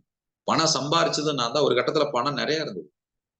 ஒரு ரூ. 10,000 குறையாம பர்ஸ்ல வச்சுட்டு இருந்த காலம் போய். அதுக்கப்புறம் ரூ. 1 கூட இல்லாம என்னை வெளிய அனுப்பிச்சாங்க. பெட்ரோல் அடிக்க போனா கூட ரூ. 50 வச்சுக்கிட்டு ரூ. 30 பெட்ரோல் அடிச்சு ரூ. 20 செலவுக்கு வச்சுட்டு போன காலம்லாம் உண்டு. இன்னைக்கு தினமும் 50 பேத்துக்கு அன்னதானம் குடுத்துட்டு இருக்கோம். இந்த வாழ்க்கை முறை எப்படி மாறியது? இந்த உணர்வு எப்படி ஏற்பட்டது? எங்கேயோ போய் பரிகாரம் பண்ணுனதுனால இது நடக்கலங்க. இங்க ஒரு கோயில் இருக்குதுங்க. இங்க ஒரு சாமி இருக்கிறாங்க. இவங்களுக்கு நீங்க பண்ற பரிகாரத்த விட வேற எந்த பரிகாரமும் சிறந்த பரிகாரம் கிடையாது. அதுல முதல் பரிகாரம் எழுதி வச்சுக்கங்க. முதல் பரிகாரம் நீங்க வாழ்க்கையில ஜெயிக்கணும்னா, முதல் பரிகாரம் உங்கள் தாயையும், தந்தையும் வணங்குவது. இதுதான் முதல் பரிகாரம். எந்த கோயிலுக்கு வேணா போங்க. என்ன வேணா பண்ணுங்க. இந்த பரிகாரத்த பண்ணாம நீங்க வாழ்க்கையில ஜெயிக்கவே முடியாது. உங்கள் தாயையும், தந்தையும் வணங்குதல் என்பது முதல் பரிகாரம். ஏன்னா, இன்னைக்கு நீங்க வாழ்ற வாழ்க்கையில உங்க உணர்வு வெளிப்படுவது எங்கிருந்து வந்தது? உங்க தாய் தந்தையிடமிருந்து வந்தது. இப்ப தாயும், தந்தையும் நீங்கள் வணங்காம அந்த உணர்வ நீங்க மாத்தணுங்கிற எண்ணம் அடிப்படையில உங்கள்ட்ட வராது. ஃபர்ஸ்ட் அண்ட் ஃபோர்மோஸ்ட் திங் உங்கள் அப்பா, அம்மாவிடம் வெறுப்பை காட்டாதீர்கள். அவ்வளவுதான். இதான் ஃபர்ஸ்ட் ஸ்ட்ராட்டஜி. ஸ்ட்ராட்டஜின்னு சொல்றத விட, இத நீங்க உணர்ந்தீங்கன்னா லைஃப் வேற மாரி மாறும். அது என்னவா வேணாலும் இருக்கும். அப்பா, அம்மா கத்தி எடுத்து குத்தவே வந்தா கூட குத்திக்கங்கன்னு கைய தூக்கணுமே தவிர, என் மேல தப்பே இல்ல. நீ எப்புட்றா குத்துறன்னு கேட்கவே கூடாது. ஐயா, இதுக்கா நான் ரூ. 999 கட்டி நான் கிளாஸ்க்குள்ள வந்தேன். எதார்த்தத்தை, உண்மையை உண்மை என்று தான் சொல்ல முடியும். இது ஏன்னு உங்களுக்கு காலம் போக போக தான் புரியும். இந்த 21 நாள்ல 5வது நாள், 6வது நாள் நீங்க புரிஞ்சுக்கணும். ஏன் அப்படின்னு புரிஞ்சுக்கணும். ஏன்னா, எந்த ஒரு நபரும் கத்தி எடுத்து குத்த வந்தா கூட, நீங்க விழிப்போட இருந்தீங்கன்னா, அவன் குத்தவே மாட்டான். எப்படி? குத்துறதுக்கு உண்டான சூழ்நிலையே இருக்காது. நீங்க அப்படிப்பட்ட ஒரு சூழ்நிலைக்குள்ள போயிருவீங்க. ரைட்? அப்போ நீங்க இந்த 3 விஷயத்துல தெளிவாக இருக்கணும். 1 நிலையாமை, துன்பம், அகந்தையற்ற நிலை. இது எங்கிருந்து உருவாகுது? அப்பா, அம்மாவுடைய ஜீன்ல இருந்து வருது. அந்த உணர்வுகளை நீங்கள் கையாள கற்றுக்கொள்ள வேண்டும். அதுல ஒரு 6 சுபாவங்கள் இருக்கு. அந்த 6 சுபாவங்களும் 6 உணர்வுகளை ஏற்படுத்தும். அந்த உணர்வுகள நீங்க கையாள கத்துக்கிட்டீங்கன்னா, உங்க வாழ்க்கை உங்க கையில. எப்படி? இப்ப எங்கேயோ இல்ல. உங்க வெற்றியினுடைய ரகசியம் எங்கேயோ இல்ல. வேற யார்கிட்டயோ இல்ல. உங்களுக்குள்ள தான் இருக்கு. அது வெறும் 6ஏ 6 சுபாவம். உங்க அப்பா, அம்மா ஜீன்ல இருந்து வந்த ஒரு 6ஏ 6 சுபாவம். இந்த 6 சுபாவம் தான் இன்னைக்கு உங்கள இந்த வாழ்க்கைய இந்த கட்டத்துக்கு எடுத்துட்டு போகுது. இப்ப நான் சில கேள்விகள குடுக்குறேன். இந்த கேள்விகள எழுதிக்கங்க.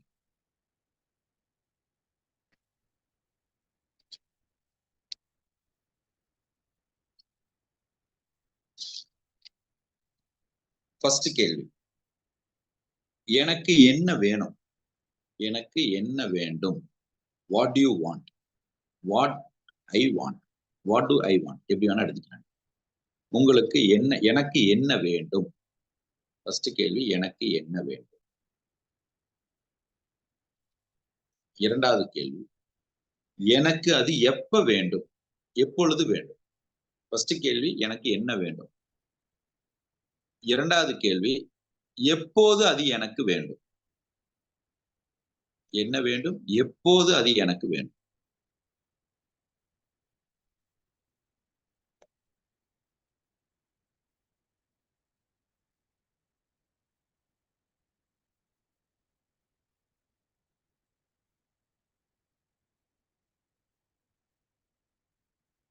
2 கேள்வி எழுதிட்டீங்களா? 3வது கேள்வி, எனக்கு எனக்குள் இருப்பதை எப்படி தெரிந்து கொள்வது? எனக்கு எனக்குள் இருப்பதை எப்படி தெரிந்து கொள்வது? எனக்கு எனக்குள் இருப்பதை எப்படி தெரிந்து கொள்வது? இது 3வது கேள்வி.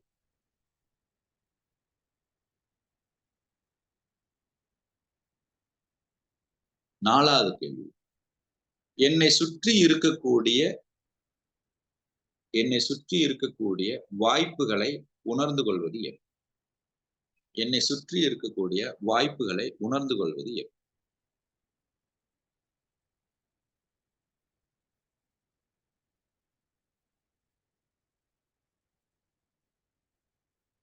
நான் அடுத்து செய்ய வேண்டிய முதல்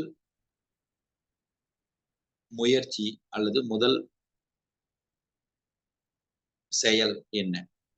அதை அடைவதற்கு, நான் நினைத்ததை அடைவதற்கு நான் செய்ய வேண்டிய முதல் செயல். இந்த கேள்விகளுக்கெல்லாம் நாளைக்கு நீங்க பதில் எழுதிட்டு வாங்க. உங்களுக்கு என்ன தோணுதோ எழுதிட்டு வாங்க. கொஞ்சம் திங்க் பண்ணி எழுதிட்டு வாங்க. என்ன வேணும்? எப்ப வேணும்? எனக்கு எனக்குள் இருப்பதை தெரிந்து கொள்வது எப்படி? இந்த மாதிரி இந்த கேள்விகளுக்கு நீங்க பதில் எழுதிட்டு வாங்க. சரிங்களா? இப்போ இந்த 21 நாளும் நீங்கள் கடைபிடிக்க வேண்டிய சில பிராக்டிசஸ் இருக்கு. அது என்னன்னு சொல்றேன். நோட் பண்ணிக்க. நம்பர் 1, இனிமேல் அடுத்த 21 நாளைக்கு நீங்க சாப்பிடுற பிளேட்ட நீங்க தான் கழுவணும் வீட்ல. உங்க வீட்ல நீங்க சாப்பிடுற பிளேட்ட நீங்க தான் கழுவணும். ஐயா, எங்க வீட்ல எல்லாரும் சாப்பிடுற பிளேட்ட நான் தானங்க கழுவிட்டு இருக்கிறேன். புரியுதுங்க. பட் இருந்தாலும் இந்த 21 நாளைக்கு நீங்க சாப்பிடுற பிளேட்ட நீங்க தான் கழுவணும். அடுத்தது, நீங்க யூஸ் பண்ற டாய்லெட்ட நீங்க கண்டிப்பா கிளீன் பண்ணணும். இந்த 21 டேஸும் நீங்க யூஸ் பண்ற டாய்லெட்ட கண்டிப்பா நீங்க கிளீன். 3வது, உங்க துணிகள நீங்க துவைக்கணும். மெஷின்ல போடுறீங்களோ, கையில துவைக்கிறீங்களோ அது எனக்கு தெரியாது. ஆனா உங்க துணிகள நீங்க தான் துவைக்கணும். வாரத்துல ஒரு முறையாவது உங்க உணவ நீங்களே சமைச்சு சாப்பிடணும். At least once in a week. ஞாயிற்றுக்கிழமையாவது. இல்லைங்க நான் ரொம்ப பிஸியா இருக்கேன் நீங்க ஃபீல் பண்ணீங்கன்னா, at least once in a week. ஏதாவது ஒரு வாரத்தில் ஒரு முறையாவது உங்க உணவை நீங்களே தயாரித்து சாப்பிட வேண்டும். அது என்ன வேணா இருக்கலாம். சுடு தண்ணி கூட வச்சு குடிச்சுக்கலாம். ஆனால் உங்கள் உணவை நீங்களே தயாரிக்க வேண்டும். அப்புறம் கண்டிப்பா கம்பல்சரி என்ன பண்ணணும் அப்படின்னு கேட்டீங்கன்னா, இந்த 5 விஷயத்த கம்பல்சரி பண்ணணும். இப்ப நான் சொல்லக்கூடிய அடுத்த 5 விஷயத்த நீங்க கம்பல்சரி அதுல காம்ப காம்ப்ரமைஸே கிடையாது. நம்பர் 1, உங்க வீட்டுக்கு வெளிய பறவைகளுக்கு உணவு வைக்கணும். அது வந்து அரிசியா இருக்கலாம், இல்ல பருப்பா இருக்கலாம், இல்ல கோதுமையா இருக்கலாம். கொஞ்சம் வச்சு உணவு வச்சு தண்ணி கூடவே வைக்கணும். பறவைகளுக்கு உணவு வைக்கணும்.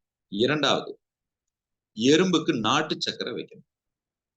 கொஞ்சம் நாட்டு சர்க்கரை வாங்கி வச்சுக்கோங்க. வீட்ல வந்து ஒயிட் சுகரே தவிர்த்துட்டு நீங்க பயன்பாட்டுக்கு நாட்டு சர்க்கரை பயன்படுத்துங்க. Kindly avoid white sugar. நீங்க நாட்டு சர்க்கரை பயன்படுத்துங்க. அது கொஞ்சம் நாட்டு சர்க்கரைய வீட்டுக்கு காம்பவுண்டுக்கு வெளிய, காம்பவுண்டுக்கு மேல கொஞ்சம் நாட்டு சர்க்கரை வைங்க. 3வது, நீங்க போற இடங்கள்ல, பார்க்குற இடங்கள்ல பைரவர்ன்னு ஒருத்தர் இருப்பார்ல நாய். அவருக்கு பிஸ்கட்டோ, வரிக்கியோ போடணும். பிஸ்கட்டோ, வரிக்கியோ போடணும். பசுவுக்கு பழம் குடுக்கணும். பழமோ அல்லது அகத்திக்கீரையோ அது உங்களுடைய சௌரியத்தை பொறுத்து. தினமும் ஒருவருக்கு சாப்பாடு அன்னதானம் குடுக்கணும். அது வந்து நீங்க ரூ. 100க்கெல்லாம் வாங்கி குடுக்கணும்னு நான் சொல்லல. அட்லீஸ்ட் ஒரு ரூ. 40 இல்லன்னா ஒரு டீ, இல்லன்னா ஒரு பன்னு ஏதாவது ஒண்ணாவது ஒருத்தருக்கு நீங்க இது தினமும் பண்ணணும். இந்த 5 விஷயத்த தினமும் பண்ணணும். பறவைகளுக்கு உணவு வைக்கணும், எறும்புக்கு நாட்டு சர்க்கரை வைக்கணும், பைரவருக்கு நாய்க்கு பிஸ்கட்டோ, வரிக்கியோ போடணும். நீங்க வந்து பசுவுக்கு பழமோ, அகத்திக்கீரையோ குடுக்கணும். ஒருவருக்கு உணவு குடுக்கணும். இந்த 5 விஷயத்துல காம்ப்ரமைஸே கிடையாது. சார் எனக்கு நேரம் இல்ல, ஆள பார்க்க முடியலன்னு நீங்க சொல்லக்கூடாது. இந்த 5 விஷயத்த 21 நாளும் கட்டாயம் பண்ணணும். 21வது நாள் இதுக்கான ஒரு சீக்ரெட்ட நான் ஓப்பன் பண்றேன். இது நீங்க பண்றதுனால என்ன நடக்குது? உங்களுக்குள்ள உங்க ஃபோக்கஸ் இம்ப்ரூவ் ஆகுறதுக்கு ஒரு விஷயம் உள்ள நடக்குது. அது என்ன நடக்குதுங்கிறத நான் வந்து நிகழ்ச்சியினுடைய நிறைவுல சொல்றேன். சரிங்களா? ஸோ இது எல்லாம் நீங்க செய்யணும். ஆக மொத்தத்துல இந்த வகுப்பானது 4 மணி முதல் 5 மணி வரை நம்மளுடைய கன்டென்ட் ஷேரிங்கா இருக்கும். 5 மணி முதல் 5:30 மணி வரை நீங்க எந்த கேள்வி வேணா கேட்கலாம். You can ask any questions. உங்களுடைய அனைத்து வகையான கேள்விகளுக்கும் பதில் அளிக்கிறோம். எந்த கேள்வி வேணா கேட்கலாம். நீங்க வகுப்புல இருந்து தான் கேட்கணும்னு அவசியம் இல்ல. நீங்க பொதுவா எனக்கு சந்தேகம் இருக்குங்க. இது ஏன் இப்படி பண்றாங்கன்னு எனக்கு தெரியல. அப்படின்னு நீங்க எந்த கேள்வி வேணா கேட்கலாம். கேள்விங்கிறது கேட்கணும். கேட்டு தான் நீங்க ஞானம் பெற முடியும். அப்ப 1/2 மணி நேரம் ஒவ்வொரு நாளும் கேள்வி பதிலாக இருக்கும். யாருக்காவது வந்து ரொம்ப ஒரு முக்கியமான ஒரு மீட்டிங்ஸ் இருக்கு, நெக்ஸ்ட் மீட்டிங்ஸ் இருக்கு அப்படின்னா, 5 மணி வரைக்கும் கம்பல்சரி பார்ட்டிசிபேட் பண்ணுங்க. 5 மணிக்கு மேல வேற ஏதாவது மீட்டிங்ஸ் இருந்துச்சுன்னா, நீங்க லாக் அவுட் ஆயிக்கலாம். அது உங்களுடைய சாய்ஸ். 5 மணி 30 மணி வரை இருக்கணும்னு அவசியம் இல்ல. ஆனால் நேரம் இருக்கும்போது இருந்தீங்கன்னா, பல தெளிவுகள் அந்த கேள்வியில வரலாம். யாரோ ஒருத்தர் கேள்வி கேட்கும்போது நான் பதில் சொல்லும்போது அது உங்க கேள்விக்கோ உங்க சந்தேகங்களுக்கோ பதில் கிடைப்பதாக இருக்கலாம். தவிர்க்க முடியாதவங்க 5 மணிக்கு மேல ஏதாவது மீட்டிங் இருந்துச்சுன்னா யூ கேன் சுவிட்ச் ஆன், யூ கேன் சுவிட்ச் ஆஃப். பட் 4 மணி முதல் 5:30 மணி வரை இங்க இருக்கிறவங்க உள்ள இருந்தீங்கன்னா கேமரா ஆன்ல இருக்கணும். உங்களுடைய அட்டென்ஷன் இங்க இருக்கலாம். ரைட்டுங்களா? சார் ஒரு டவுட். கேளுங்க.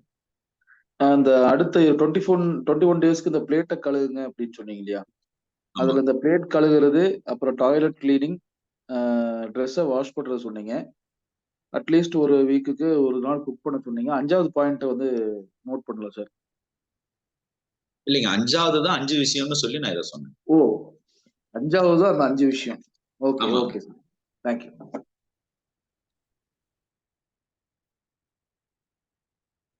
எஸ், இப்போ கேள்வி கேட்கலாங்க. இந்த வகுப்புக்கு நீங்கள் அழைத்து வரப்பட்டீர்களா அல்லது இழுத்து வரப்பட்டீர்களான்னு எனக்கு தெரியாது. ஆனா எப்படி வந்திருந்தாலும் உங்க லைஃப்ல 21 நாளுக்கு அப்புறம் நீங்க அவங்க இழுத்துட்டு வந்து நன்றி சொல்லுவீங்க. வணக்கம் சார். அவங்களுக்கு நன்றி சொல்லுவீங்க. வணக்கம் வணக்கம் சார். அந்த புக்ஸ் 2 சொன்னீங்கல்ல சார், அது கொஞ்சம் ஸ்பெல்லிங்கோட கரெக்டா சொன்னீங்கன்னா வாங்குறதுக்கு. நாங்க நம்ம குரூப்ல போஸ்ட் பண்ணுவாங்க அவங்க. நான் இன்னைக்கு என்ன அதனுடைய சாராம்சம் இன்னைக்கு குரூப்ல அவங்க போஸ்ட் பண்ணுவாங்க.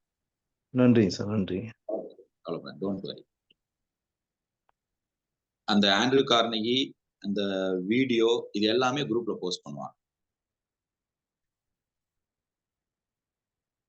ரைட், என்ன நினைச்சு வந்தீங்க? இந்த வகுப்பு எப்படி இருக்குது? உங்க உணர்வு எப்படி இருக்குது? ஏதாவது பேசுங்க சார். Happy morning.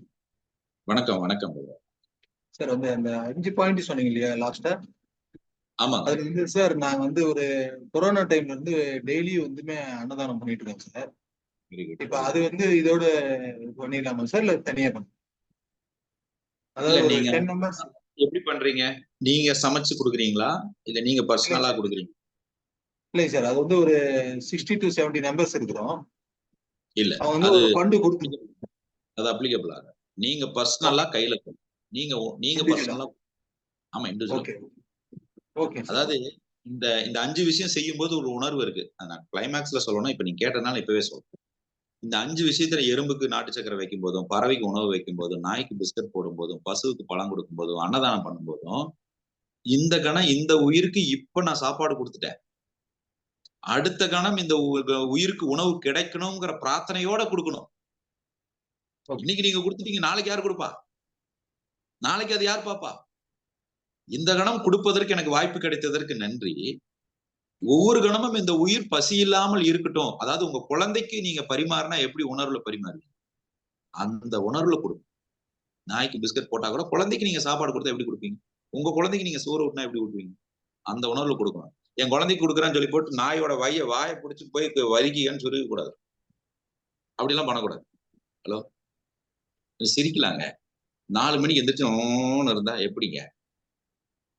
கரெக்டா? அதனால நாய் இருந்தா கொஞ்சம் விலகி நின்று போடுங்க. ஆனா அந்த உணர்வு மட்டும் இந்த உயிர் மீண்டும் பசி இல்லாமல் இருக்குதுங்கிற உணர்வு. வணக்கம். வணக்கம் வணக்கம் வணக்கம். இந்த உணவு தானம் வந்து எந்த மாதிரி இது பண்ணலாம்? தயிர் சாதம் இல்ல லெமன் ரைஸ் அந்த மாதிரி ஏதாவது வெரைட்டி அப்படி கொடுக்கணுமா இல்ல எப்படி? இல்லைங்க, அப்படி இல்ல. ஒரு பசியோட இருக்கிறவனுக்கு அந்த உணவு போய் சேரட்டும். இன்னைக்கு அந்த உணவு கிடைக்குமான சந்தேகத்தோட இருப்பான்ல அவர் ரோட்ல. கண்டிப்பா. நான் வந்து வீக்லி ஒன் பண்ணிட்டு இருக்கேன். எதை கொடுத்தீங்கனாலும் சரி, ஒரு டீ வாங்கி கொடுங்க, பன்னு வாங்கி கொடுங்க, இல்ல வெரைட்டி ரைஸ் இல்ல சப்பாத்தி வாங்கி, எது வேணும். ஆனா அவனுக்கு பசியோட இருக்கிறவங்க உணவு கிடைக்குமா சந்தேகத்துல இருப்பான்ல. கண்டிப்பா அவங்களுக்கு. ஓகே ஐயா வணக்கம். வணக்கம் வணக்கம். நாய்களுக்குன்னு சொன்னது தெருநாய்களுக்குன்னு சொல்லுங்க, வளர்க்குற நாய்க்கு இல்ல. ஆமாங்க, அப்ளிகபிளுங்க. வளர்க்குற நாய்க்கு போடுறது கடமை. ஐயா நான் டெய்லி என் நாய்க்கு வந்து நான் விருந்து வைக்கிறேன் அப்படின்னு சொல்லுவோம்.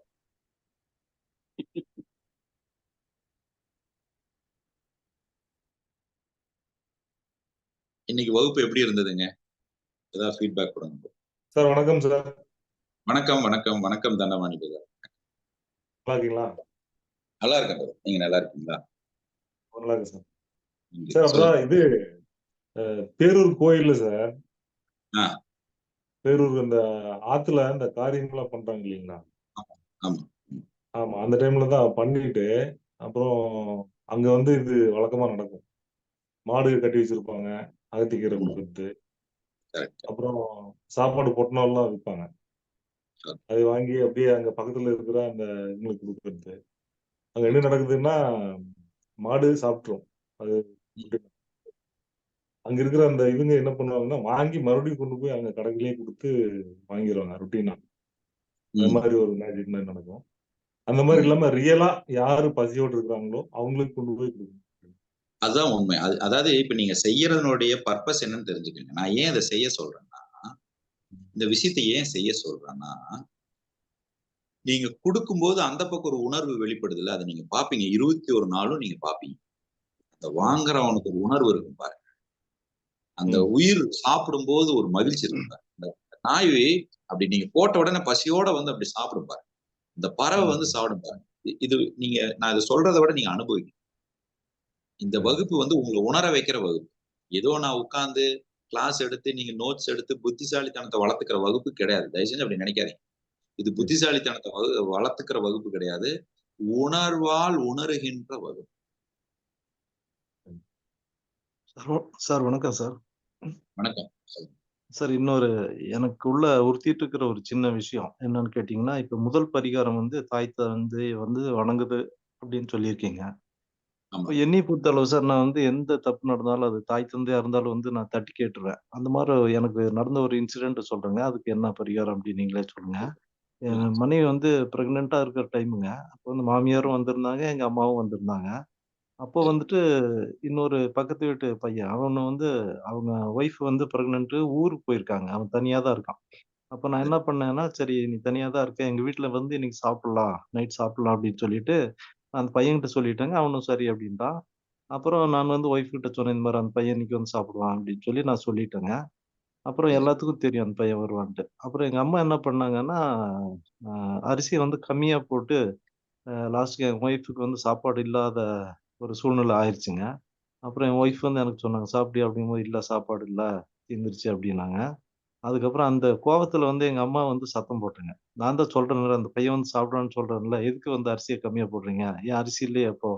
இருக்கிறத ஒரு படி சேர்த்து போட வேண்டியதா? அப்படின்னு அம்மாவ திட்டுனேங்க. அப்ப வந்துட்டு அம்மா என்ன பண்ணாங்க, நான் என்ன பண்ணாலும் உனக்கு தப்பா தான் தெரியும் அப்படின்னு சொல்லிட்டு கண்ணீர் வடிச்சுட்டாங்க. அது எனக்கு இது நாள் வரைக்கும் உறுத்தலாவே இருந்துட்டு இருக்குங்க. அப்புறம் அம்மாட்டயும் நான் சாரி கேட்டேன். ஏதாவது தப்பா பேசியிருந்தா மன்னிச்சுக்கங்க அப்படின்னு சாரி கேட்டேன்.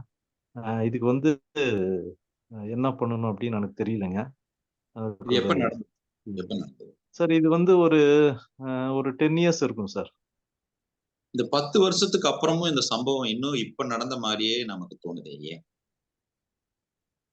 சார் புரியலைங்க. இந்த சம்பவம் நடந்து 10 வருஷம் ஆச்சுங்க. ஆமாங்க.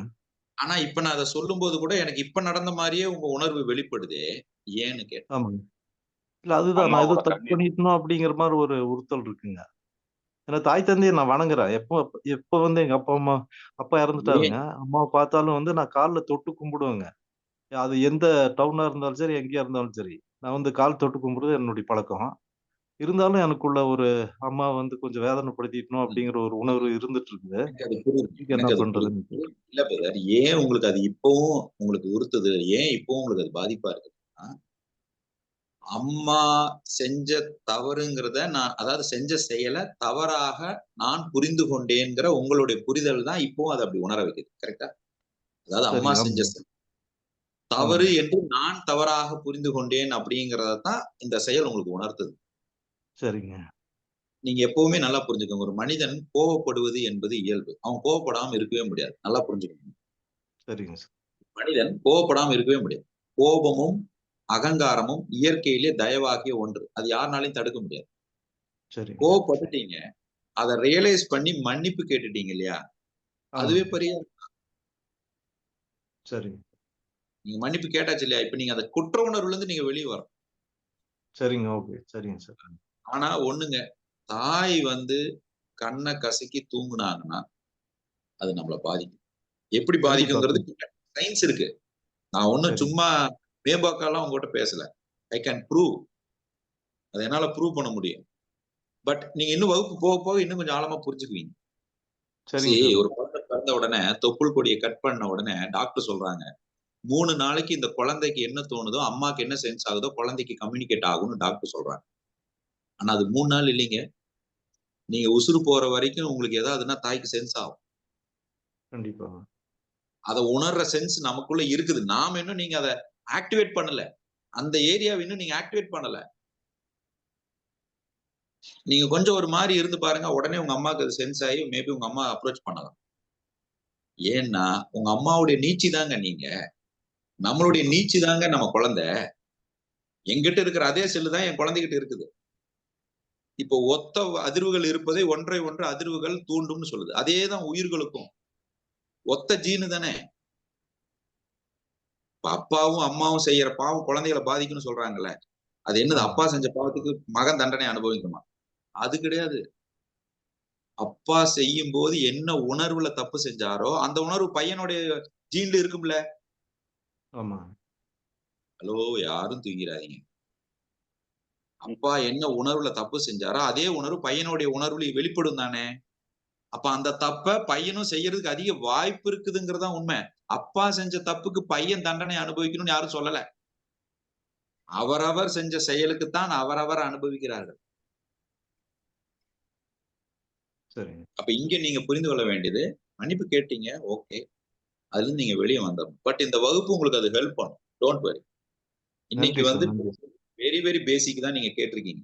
நாளைக்கு சரி. இன்னும் டீப்பா, நாளைக்கு நாளான்னைக்குல இன்னும் டீப்பா உள்ள போவீங்க. அப்போ அம்மா சிந்திக்கிறது என்ன, அப்பா சிந்திக்கிறது என்ன, நம்ம சிந்திக்கிறது என்ன, நம்ம குழந்தை சிந்திக்கிறது என்ன, நம்ம வாழ்க்கையை நம்ம எதிர்கொள்வது எப்படி, எது உங்களுக்கு பணம் சம்பாதிப்பதற்கு தடையாக இருக்கிறது, எது உங்களுக்கு வாழ்க்கை சந்தோஷமா இருக்கிறதுக்கு தடையாக இருக்கிறது, ஒரு விஷயம் உங்களை நோக்கி வருவதற்கு எது தடையாக இருக்கிறது, இது அத்தனையும் நிவர்த்தி பண்றதுக்கு உங்களுக்குள்ளேயே சூக்குமம் இருக்குது. அந்த சூக்குமத்தை சொல்லி கொடுக்கறதா என் வேலை. Don't worry. நன்றி சார். நன்றி சார். சரிங்களா? நீங்கள் சரிங்க. நினைத்ததை நேர்மையாக நியாயமாக இருக்கும் பட்சத்தில் அடைகின்ற சூக்குமம் உங்களுக்குள்ள இருக்குது. அதை உணர வைக்க வேண்டியது என் பொறுப்பு. வகுப்புக்கு வந்து கவனமா இருந்தீங்கன்னா மட்டும் போதும். Super sir. சூப்பர். நன்றிங்க சார். நன்றி, நன்றி, நன்றி. வணக்கம் குருஜி. வணக்கம். வணக்கம், வணக்கம், வணக்கம். குருஜி. நல்லா இருக்கீங்களா குருஜி? அருமையா இருக்குங்க. நன்றி. நீங்க எப்படி இருக்கீங்க பிரதர்? நல்லா இருக்கீங்க குருஜி. உண்மையாலுமே ரொம்ப எக்ஸலண்டான ஒரு கிளாஸ். நாங்க எதிர்பார்த்தது வந்தது வேற. இப்ப நீங்க இன்னைக்கு ஒரு நாள்லயே ஒரு மிகப்பெரிய ஒரு நம்பிக்கை ஏற்பட்டிருக்கு மனசுக்குள்ள. இந்த 21 நாளுக்குள்ள மிகப்பெரிய மாற்றத்தை நம்ம சந்திச்சு நிறைய விஷயத்த உள்ளார உணர முடியுங்கிற ஒரு எண்ணத்தை ஏற்படுத்தியிருக்கு இன்னைக்கு கிளாஸ். ரொம்ப ரொம்ப சந்தோஷம் குருஜி. இந்த மாதிரி ஒரு வாய்ப்பு உங்க மூலியமா எங்களுக்கு கிடைச்சதுக்கு தாய் தந்தையருக்கும் இறைவனுக்கும் நன்றி சொல்லிக்கிறேன் Guruji. Thank you thank you thank you Guruji. நன்றி, நன்றி, நன்றி, நன்றி, நன்றி. Yes, next. வணக்கம்ண்ணா. சார் அற்புதமான வணக்கம் சார். வணக்கம், வணக்கம் பிரதர். விஜயகுமார் பிரதர் பேசுங்க. இப்போ 21 நாளைக்கு நீங்க சொல்லியிருந்தீங்கல்ல, இப்ப உணவு கொடுக்கணும்னு. அது ஒருத்தருக்கா கொடுக்கணுமா இல்ல வெவ்வேறு ஆளுகளுக்கு கொடுக்கணுமா? வெவ்வேறு நபருக்கும் கொடுக்கலாம். உங்களுக்கு எப்படி தோணுதோ அப்படி செய்யுங்க. ஆனா ஒருத்தருக்காவது உணவு கொடுக்கும். ஒருத்தருக்காவது அது ஒரு ஆளா இருந்தாலும் சரி, எல்லாரும் இருந்தாலும் சரி. நீங்க மினிமம் ஒருத்தர் உங்களால 2 பேத்துக்கு கொடுக்க முடியும்னா கொடுங்க. இல்ல ஒரு நாள் ஏதோ ஒரு நாள் ஒரு 5 பேத்துக்கு கொடுக்குறீங்கன்னா கொடுங்க. நான் கேட்கறது மினிமம் ஒருத்தர் கொடுங்க. நன்றி, நன்றிண்ணா. நன்றி. சார் அற்புதமான வணக்கம் சார். வணக்கம், வணக்கம் சங்கர் பிரதர். வணக்கம் சார். நீங்க சொன்ன ஒரு சில விஷயங்கள்ல ஒரு சில டைம் அறிவை கொண்டு செயல்படுவது, உணர்வை கொண்டு செயல்படுவதுன்னு சொன்னீங்க. ஆமா. சில சமயங்கள்ல நிறைய டைம் சொல்லுவாங்க, லாஜிக்கலா டிசைட் பண்ணுங்க, எமோஷனலா டிசைட் பண்ணாதீங்க அப்படின்னு சொல்லுவாங்க. கொஞ்சம் லிட்டில் பிட் இங்க கான்ட்ராடிக்டரியா இருக்க மாதிரியும் இருக்கு. ஆனா நிறைய டைம்ல லைஃப்ல உணர்வுபூர்வமா எடுத்த டிசிஷன் தான் பெரிய லெவல்ல கொண்டு போயிருக்கு. பட் இத பத்தி கொஞ்சம் சொன்னீங்கன்னா சிறப்பு. இது வந்துங்க, இப்ப நான் வந்து இதை கொஞ்சம் சயின்டிபிக்கலா உங்களுக்கு ஒரு விளக்கம் கொடுக்குறேன். இப்போ உங்க பிரெயின் இருக்கு இல்லையா, நம்ம பிரெயின் இருக்கு இல்லையா, நம்ம பிரெயின் வந்து 10 கம்பார்ட்மெண்ட் கொண்டது. there are different compartments. உங்க பிரெயின்ல வந்து டிஃப்ரெண்ட் கம்பார்ட்மெண்ட்.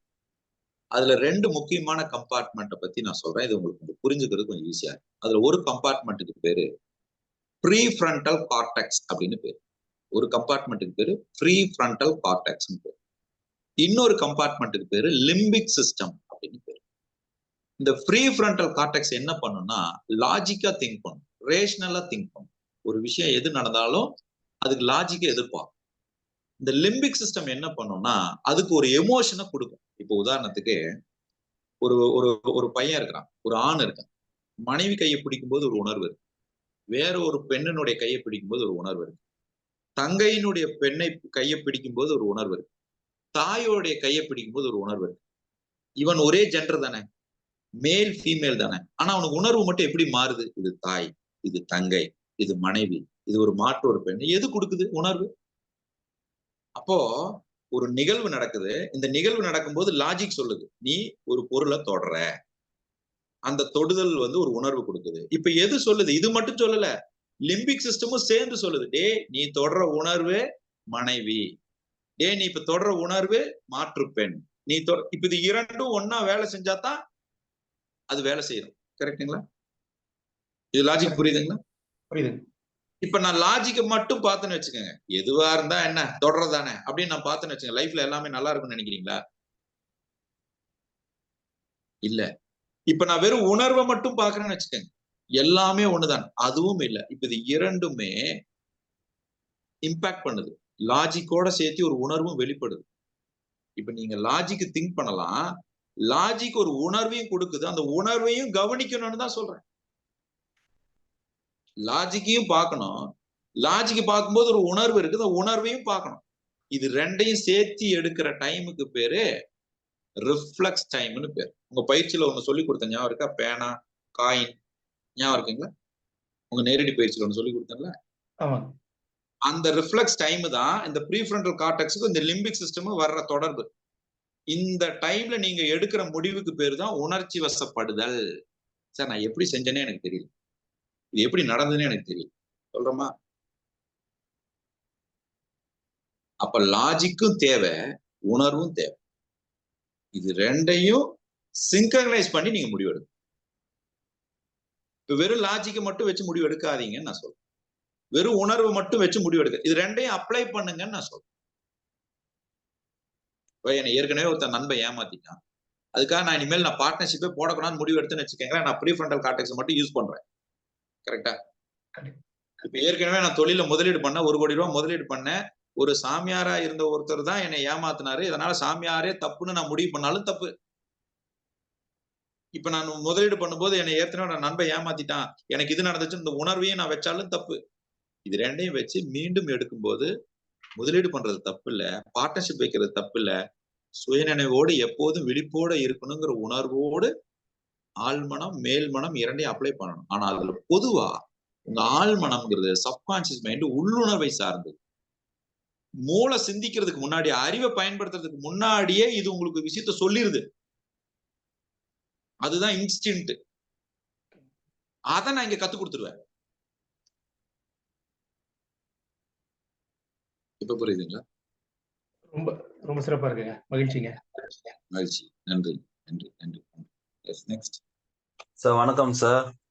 வணக்கம் வணக்கம் Niranjan sir. Thank you sir. First of all thank you sir. இந்த மார்னிங்ல இவ்வளவு தெளிவு கொடுத்தது ரொம்ப மகிழ்ச்சியா ஃபீல் பண்றேன் சார். காலையிலே இந்த செஷன் அட்டன் பண்ணி உங்களுக்கும் நன்றி. ப்ரீவியஸா உங்க செஷனை பார்த்து அவங்களோட அனுபவங்களை ஷேர் பண்ணி நீங்க உங்களுடைய அனுபவத்தை ஷேர் பண்ணதுக்கும் ரொம்ப நன்றி சார். செம்ம தெளிவு ஏற்பட்டது சார் நீங்க சொன்னதெல்லாம். நம்ம மனுஷனா எப்படி வாழணும்னே இப்பதான் சார் கொஞ்சம் ஃபீல் பண்றேன். நம்மளுடைய சுயநலத்துக்கோசம் நிறைய நம்ம பண்ணிட்டு இருக்கோம். என்ன பண்றேன்னே தெரியாம சம்பாதிக்கணும், ஃபேமிலிக்காக ஓடுறோம்னு தெரிஞ்சு, ஆனா அவங்களுக்காக டைம் ஸ்பெண்ட் மாட்டோம் சார். அப்பா அம்மாக்காக தான் நம்ம வாழ்றோம், அவங்களுக்கு தான் நம்ம சம்பாதிக்கிறோம், ஆனா அவங்க கிட்டயே நம்ம மகிழ்ச்சியா இருக்க மாட்டோம் சார். நீங்க முதல்ல சொன்னீங்க தாய் தந்தை வணங்குதல்னு, அது ரொம்ப நான் இனிமே கடைபிடிப்பேன் சார். அதுக்கப்புறம் நீங்க கொஸ்டின் சொன்னீங்க சார். எனக்கு என்ன வேண்டும் அதெல்லாம் சொன்னீங்களா சார்? அது 4th and 5th மட்டும் சொல்லுங்க சார். அது they will post it in the நம்ம வாட்ஸ்அப் குரூப்ல போடுவாங்க. Okay sir. Thank you sir. Sir thank you for this sir. Thank யூப்பா. Thank you. தேங்க் யூங்க. எல்லாரும் கொஞ்சம் கண்களை மூடி, இப்போ ஒரு வார்த்தை ஒலிக்கும், அந்த வார்த்தையில மட்டும் கவனி. கண்களை மூடி க்ளோஸ் யுவர் ஐஸ்.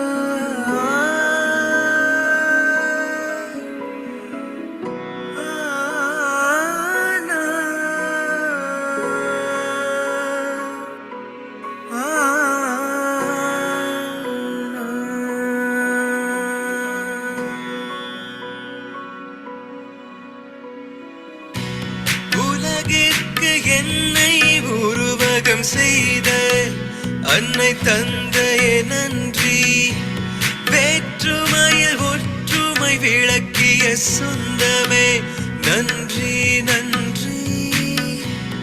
ஆயிரம் நண்பர்கள் நன்றி, எண்ணினிய அன்பர்கள் நன்றி. அறிவியலோ ஆன்மீகமோ உலகியல் உள்ளங்கையில் உண்மையை உணர்த்திய ஆசான்களே நன்றி நன்றி நன்றி நன்றி நன்றி நன்றி நன்றி நன்றி. படித்தது போதுமா? ஓ பட்டறிவு வேணாமா? நன்மையோ தீமையோ வழங்கும் சமூகமே நன்றி நன்றி நன்றி நன்றி. எனக்குள் நீயும் உனக்குள் நானும் நமக்குள் நாமாய் இணையும் சங்கமம் வாழ்க்கை துணையே வசந்தம் நீயே உனக்குள் கலந்து உறைந்து போனே நன்றி நன்றி நன்றி நன்றி. என் முழுமை நீதானோ, என்னை சூடும் நிழல்தானோ, படி உறங்கும் கிள்ளையே என் பிள்ளையே நன்றி. ஓடும் நதியே உயர்ந்த மலையே பாடும் பறவை இனமே நன்றி. உலகம் சிறக்க உழவும் செழிக்க வாழும் தெய்வம் உழவா நன்றி. நாடும் சுமக்கும் நிலமே நன்றி, நானாக வளர்த்த மரமே நன்றி. பருகும் நீரே பால் தரும் பசுவே நன்றி, சுவாசிக்கும் காற்றே நன்றி, சுந்தர தமிழே நன்றி நன்றி நன்றி. அருவமாய் உருவமாய் அருவுருவமாய் அந்தரத்து வானமாய் நெடுங்காற்றும் தீயாய் நீராய் நிலமாய் யாருமான பருப்பொருளே யாவுமான பரம்பொருளே